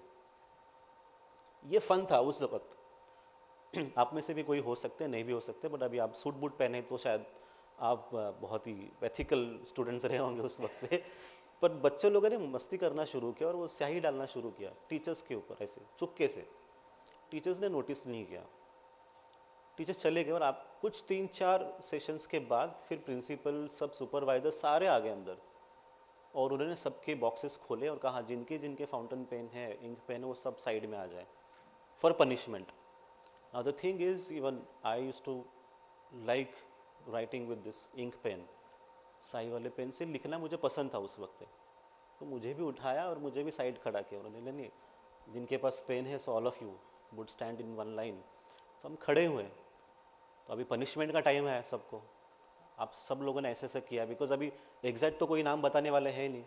So that moment my class teacher came inside, जो क्लास टीचर थी वो अंदर आई, वो आते उन्होंने सबके अंदर मुझे देखा और मेरी तरफ उंगली की। She pointed finger at me and said कि he please call him to come outside, मतलब वहाँ से उस ग्रुप से आप बाहर आ जाएं। उन्होंने मुझे अलग बुलाया और बोला कि तू जाके बैठ जा। So she made me sit again on the bench, आप जाके बैठ जाओ। बाकी सारे बच्चों को पनिशमेंट मिला, मुझे अकेले छोड़ के। हाँ, मतलब वो जो भी भाव रहेगा उनका, कारण ये है उनका प्रेम मेरे लिए, तो मुझे याद रहा। इतने 25-30 बच्चे थे, उसमें से एक ही को चुनना और कहना कि ये बच्चा कभी ऐसा कर नहीं सकता, he will never do anything like this. ये प्रेम आज भी मुझे याद आता है और आज भी मैं उस मोमेंट को याद करता हूँ। इस भाव से कितने बच्चे स्कूल जाते हैं, ये आप देखिएगा, ये मिसिंग है कहीं पर। इसे करेक्ट करना है और ये सक्षम बनाकर हम कर सकते हैं, अपने बच्चों को सक्षम बनाना होगा। और तीसरी जो चीज़ है वो प्रगतिशील, प्रोग्रेसिव, ऐसा एजुकेशन हो जो बच्चों को आगे चलने का रास्ता दिखाए, कि हम सब आगे बढ़ें, आगे चलें। ये जब 3 चीज़ों को हम फोकस करेंगे, then you will have very strong powerful generation here onwards. काफ़ी अच्छी जनरेशन बनेगी। तो आप सभी को, जितने आप हैं अभी, आप जितने बैठे हैं और आपके अलावा जो देख रहे हैं, सुन रहे हैं, जो प्रगतिशील विचार की जो पीढ़ी है, जो विकास में बिलीव करती है, जो परिपक्व लोग हैं, बुद्धिजीवी जो पीढ़ी है, उन पीढ़ी के मेंबर्स को एक सीढ़ी बनाना होगा आने वाले जनरेशन के लिए। तो क्या आप वो सीढ़ी बनाने के लिए तैयार हो फिर अभी? ये बहुत इजी है, डिफिकल्ट नहीं है। If you find anything difficult, let us know, will simplify it, will make it easy for all of you, but we need to do something now, and this is the high time. जो भी करें अच्छा करें अपने बच्चों के लिए, आने वाले समय के लिए। ये होना है हम सबके साथ, ये करना है हम सबको, तब हम वाकई में यहाँ पर वो स्थापित कर पाएँ जिसके लिए हम मिलके काम कर रहे हैं, क्योंकि ये होने वाला है ही कैसे भी, and you will see it happening. ऐसा नहीं कि आप वैसे बातें ऐसी रहेंगी, will see it happening, that चीज़ें मैनिफेस्ट होती रहेंगी, अनफोल्ड होती रहेंगी towards that big shift, towards that big change, and you have enough of global events to support what I am saying. तो आप सब भीतर जाने के बाद एक निश्चय करके जाना, एक संकल्प लेके जाना कि हमें अभी इस वक्त, इस वक्त के बाद कुछ करना है। जो 65 के पहले है वो आप डायरेक्टली हमसे बात कर सकते हैं, जो आपको चाहिए समाज में बदलाव के लिए, and then will take it forward, implement it, and practically manifest things for our society, for our people. जो हमारी संस्कृति है उसे हमको फिर से इस्टेब्लिश करना है। भारतीय संस्कृति है,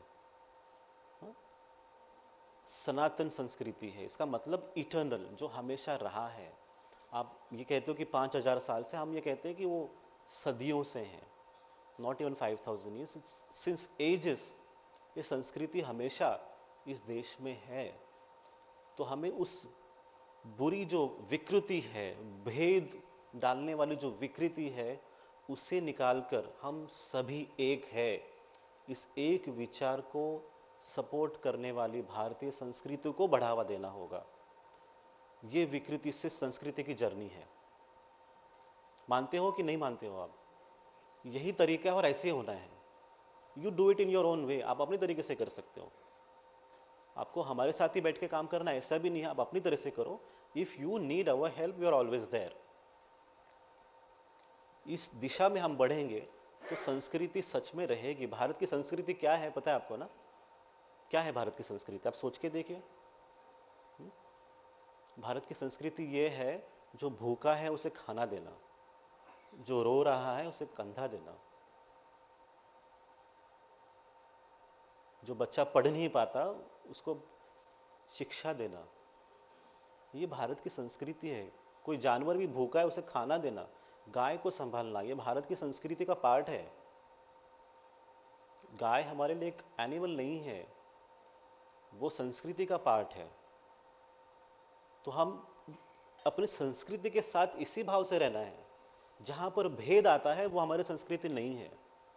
हम सब मनाएंगे होली, दिवाली, ईद, क्रिसमस, जितने भी त्योहार. ये एक ही देश है ना, खासतौर पे एक ही देश है. इतने सारे त्योहार हैं, फेस्टिवल्स हैं. आप फिर से और एक खास बात अपने देश की आप देखते हो कि ये है कि ये एक ही ऐसा देश है जिसकी संस्कृति सदियों से, एजेस से आज भी इंटैक्ट है, आज भी प्रैक्टिस में किया जाता है, जो बाहर नहीं है. It is still very active and alive.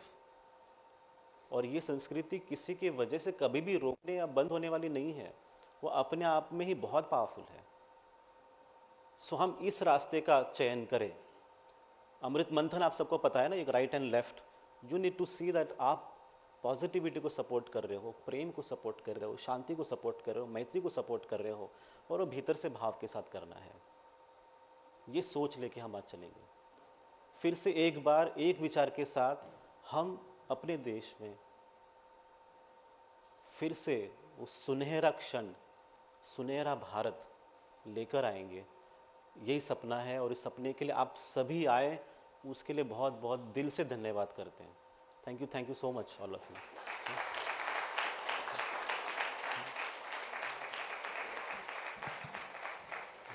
They were saying my time is up, so I think I won't be able to speak more. But thanks for patience. आप लोग ना प्रवचन सुन पाए. Thank you so much. But Dadashri ji, may I now request you to allow us to take some questions from the audience? Yeah, please. Yeah. Okay. Can we have the audience question, please?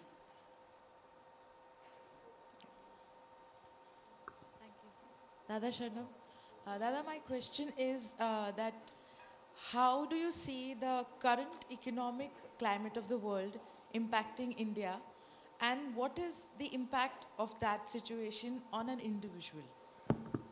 देखो, you know that global recession is ongoing, so it is happening and it will continue. So it might impact India also to a certain level. But जब domestic level पे जो transactions होते हैं ना, उसके basis पे काफ़ी इंडिया का ग्रोथ, वेल्थ क्रिएशन डिपेंड होता है. Spiritually when you look at it, spiritual, इसका रेमेडी क्या है? हर चीज़ का जो कोर प्रॉब्लम होता है वो इंटरनली होता है. जब भी लोगों में भेद आता है, जब एक के दो हो जाते हैं, एक ही परिवार है, एक परिवार में 4 लोग हैं और चारों के चारों 4 दिशाओं में चलते हैं, तो वो घर कभी भी फाइनेंशियली ग्रो नहीं कर सकता, इम्प्रूव कर ही नहीं सकता. तो अगर सोसाइटी में वो कंपार्टमेंट्स हैं, सेक्शंस हैं, तो it is difficult for any nation to grow financially. जैसे हमारे यहाँ पर संस्कृति में माँ लक्ष्मी है. माँ लक्ष्मी प्रसन्न होती है और आपको वरदान देती है धन प्राप्ति का, वैभव, धन एंड वैभव बोथ. आप विदाउट प्रेइंग टू माँ लक्ष्मी ऑल्सो, उन्हें प्रार्थना न किए बिना भी आप पैसे कमा सकते हैं, पर वो पैसों का जो सोर्स है ना, वो गलत होता है, गलत तरीके से पैसे आते हैं. जब आप माँ लक्ष्मी की आराधना करते हो तो वो अच्छी तरीके से, अच्छे सोर्स से पैसे आएंगे और वो टिकेंगे आपके पास.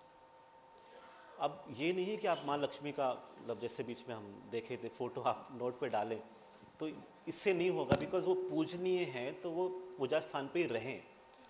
आपको फोकस ये करना है कि समाज, सोसाइटी, लोग वो एक संघ हो जाए, जो हम ना एक परिवार, किसी भी देश की शक्ति एक परिवार। आपको बचपन में वो स्टोरी आपको पता होगा, एक एपिसोड आता था एनिमेशन कार्टून जैसे दूरदर्शन पे आता था, जहाँ पर एक पिताजी है, he is just about to expire और अपने 4-5 बच्चों को बुलाते हैं और कहते हैं कि एक लकड़ी लेके आना, और लकड़ी अगर तोड़ देते हैं, फिर कहते हैं कि आपकी लकड़ी अभी एक कर दो, और फिर देखो टूटती है क्या, टूटती नहीं है। तो देश को मजबूती मिलती एक संघ, एक परिवार होने की वजह से। तो जब एक संघ होगा तब एक लक्ष्य बनेगा, समझ रहे हैं आप?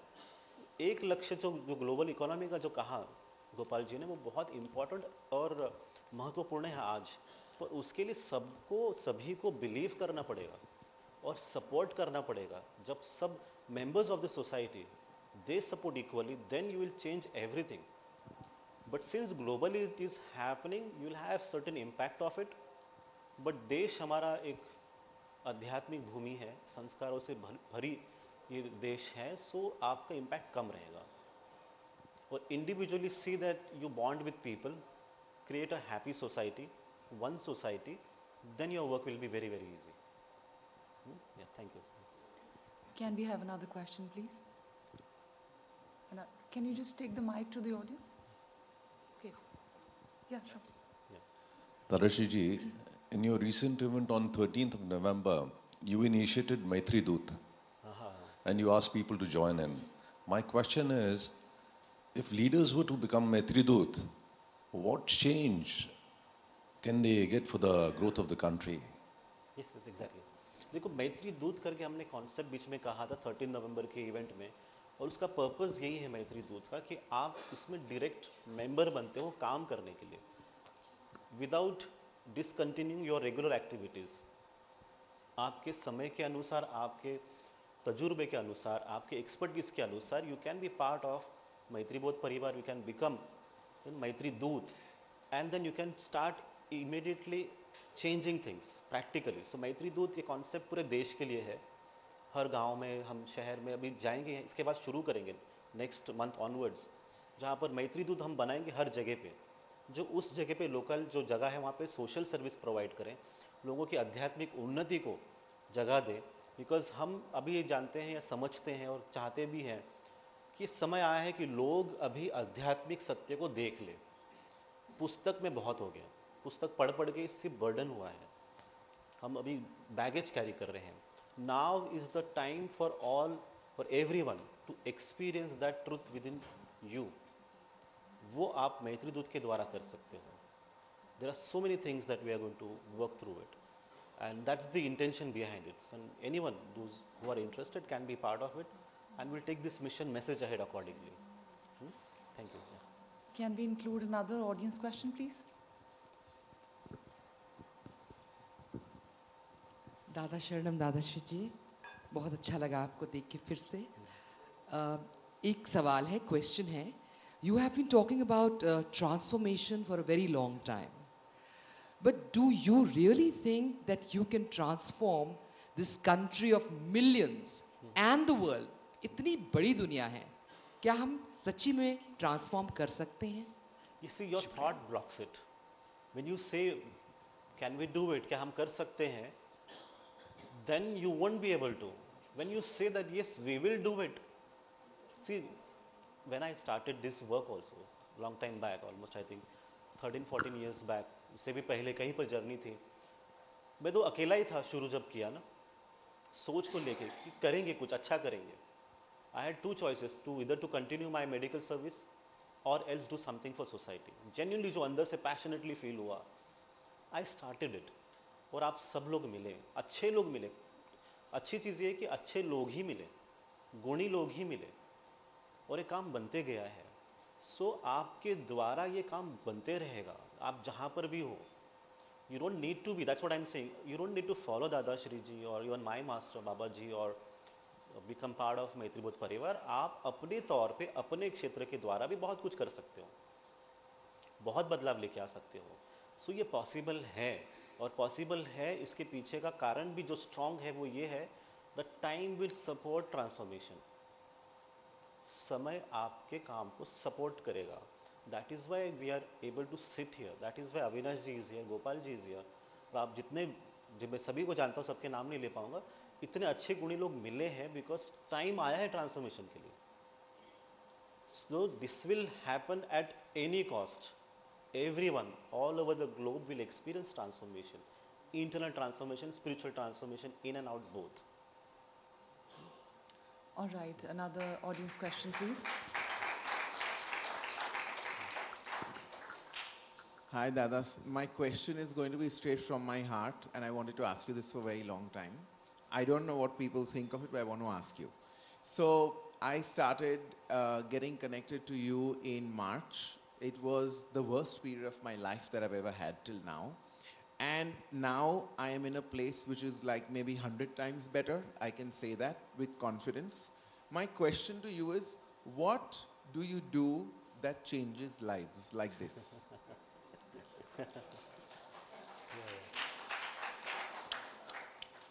ये सीक्रेट बता देंगे तो फिर आप सब लोग दादाश्री जी बन जाएंगे। Because I keep thinking of it every night. I'm like, how did everything change? Yeah. It's a secret. Do you want me to reveal it now, or? Yes. Maybe privately afterwards. Maybe we'll meet alone and then बात करते हैं। आप क्या चाहते हो? You want me to share this with everyone or personal meet? So no personal meet. Yeah. Okay. देखिए, secret simple ही है। हम कहने से सीक्रेट बन जाता है, बट वो बहुत सिंपल है। आप जब जेन्युइनली प्रेम करते हो, भाव प्रेम का है, शुद्ध मन है, शुद्ध चित्त है आपका भीतर से, तब चीज़ें बन जाती है, हो जाती है। जब आप मुझे मिलते हो, आप ना कभी सोचिएगा, इस आप ना mainly when you realise it when you become parent. आप जब माता पिता बनते हैं ना, तब आपको समझेगा, जब आपका बच्चा आपका पैर छूता है, एग्ज़ाम जा रहा है, कुछ बड़े काम के लिए जा रहा है, तो माता पिता जो ब्लेसिंग्स देते हैं, आशीर्वाद जो देते हैं, वो इतना प्रेम से भरा होता है, इतना प्रेम से भरा होता है, जिसमें कोई कंडीशन ही नहीं है, कोई बीच में फिल्टर नहीं है, वो पूरा दिल से आता है आशीर्वाद। इसलिए हम कहते हैं नहीं, माता पिता के आशीर्वाद के बिना आप कुछ भी नहीं कर सकते हो, वो फैक्ट है। तो जब मैं आपसे मिलता हूँ, जब बात भी करता हूँ, तो मैं उसी भाव से आपके तरफ वो आशीर्वाद देता हूँ, without any filter.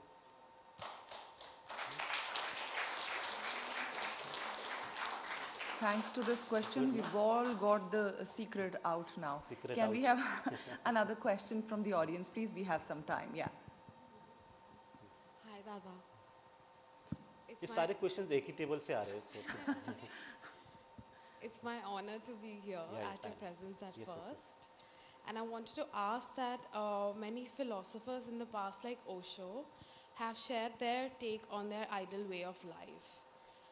How has that really impacted in India itself? Yeah, so जैसे आप मतलब there were so many spiritual masters during the same time, काफ़ी masters हुए हैं। आप फिर से इस पैटर्न को स्टडी करना, when you go back home also, इस साइकिल कैसे आप देख रहे ना, आपको ना बहुत सिमिलर टाइप्स ऑफ मास्टर्स ही मिलेंगे हमेशा। एक 20 साल 25 साल, उस गैप में एक अलग प्रकार के आपको मास्टर्स दिखेंगे। जब साईं बाबा थे, तब स्वामी समर्थ भी थे, गजानन महाराज भी थे, और इक्वल उसी तरह से काम करते हैं, उसी तरह से भाव व्यक्त करते हैं। Osho, so I see him as a thinker, as a knowledgeable person, good reader, orator, तो उस तरह से तो बहुत ही उन्नत आध्यात्मिक व्यक्ति थे।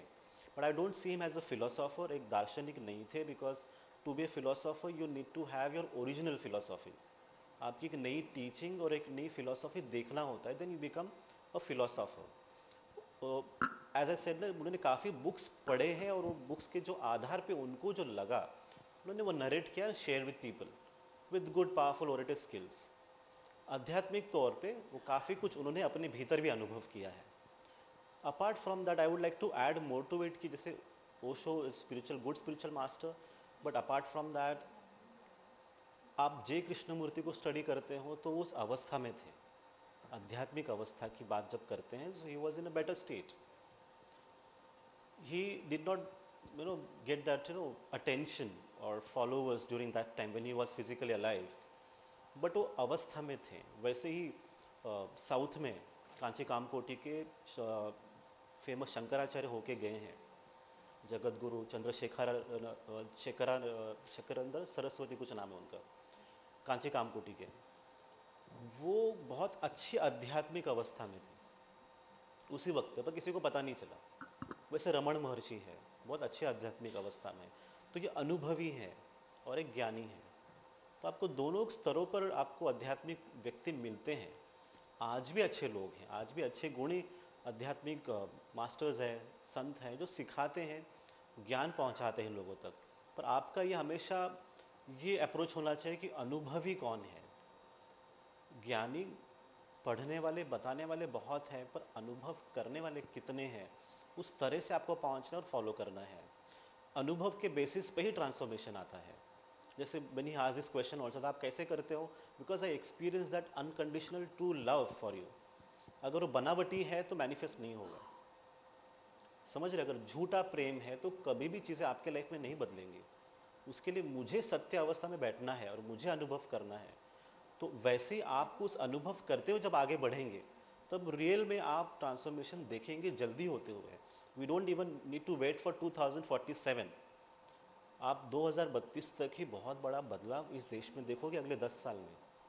2025, 2027 एंड देन 2032, ये इंपॉर्टेंट ईयर्स हैं जहाँ पर आप इस पैटर्न के अनुसार कुछ चीज़ें होते हुए देखेंगे।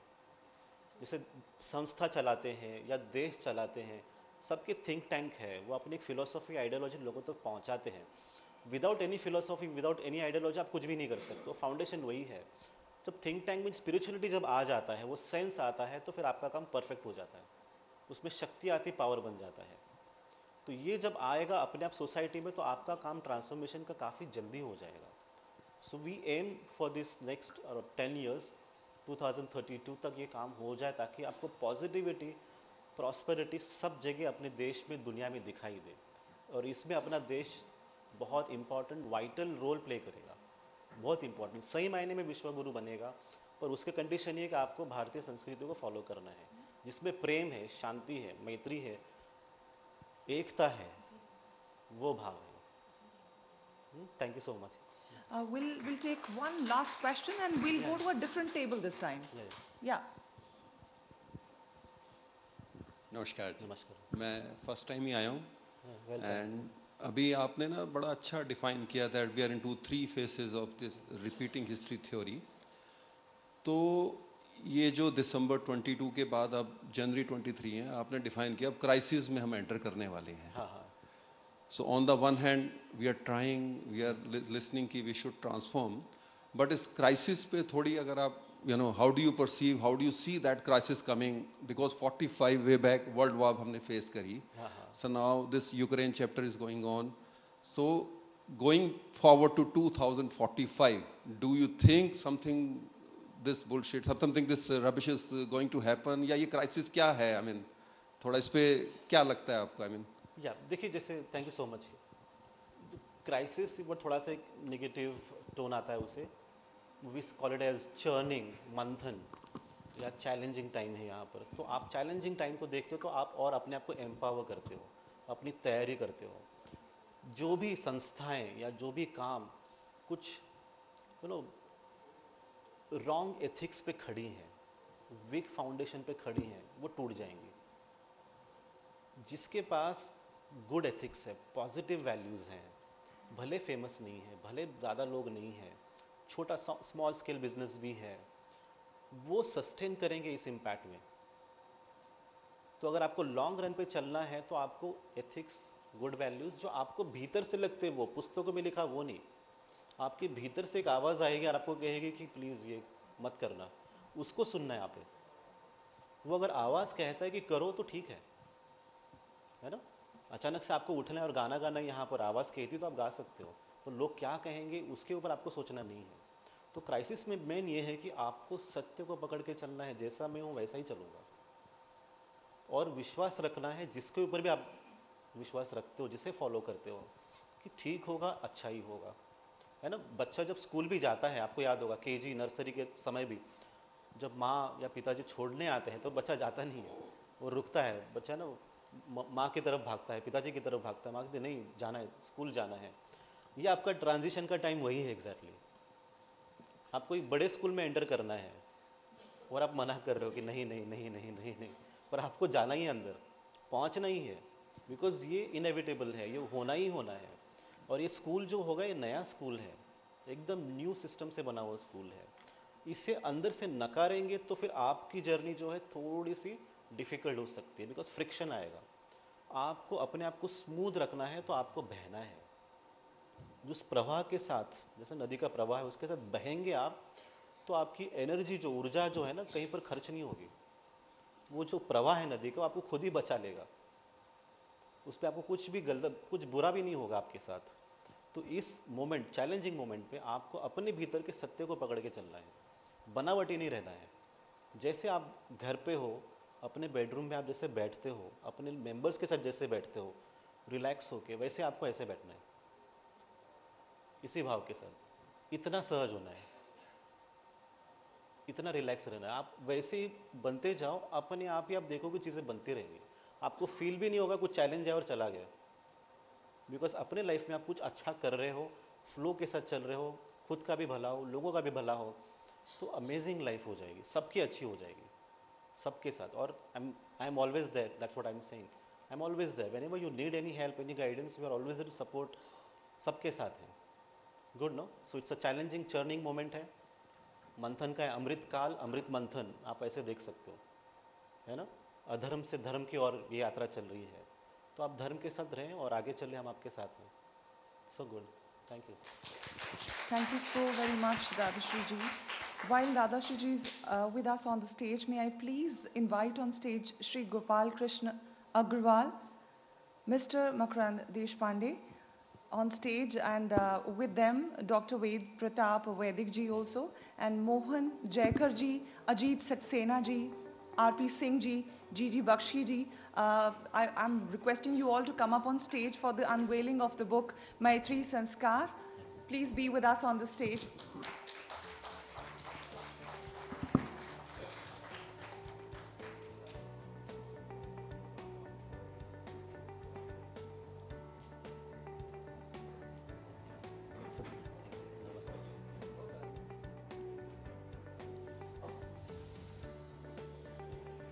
And may I now request Dadashri ji to please unveil the book for us all.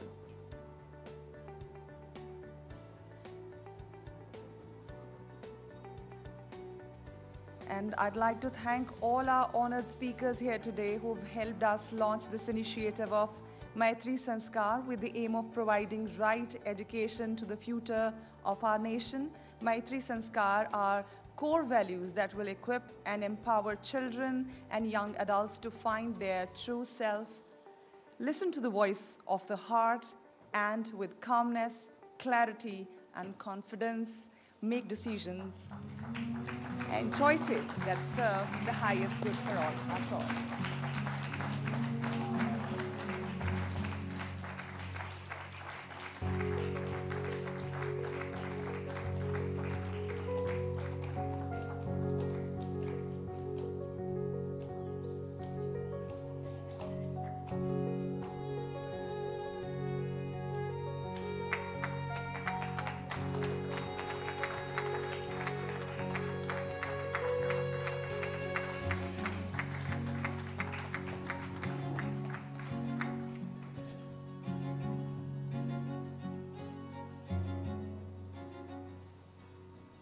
Thank you so much, Dadashri ji, for giving us this hope for the future. Transform Bharat initiative, a beacon of light for generations to come, will guide us towards one world, one family. And thank you so much, all our guests, all our esteemed guests, for launching, unveiling this book, Maitri Sanskar. Ladies and gentlemen, huge round of applause.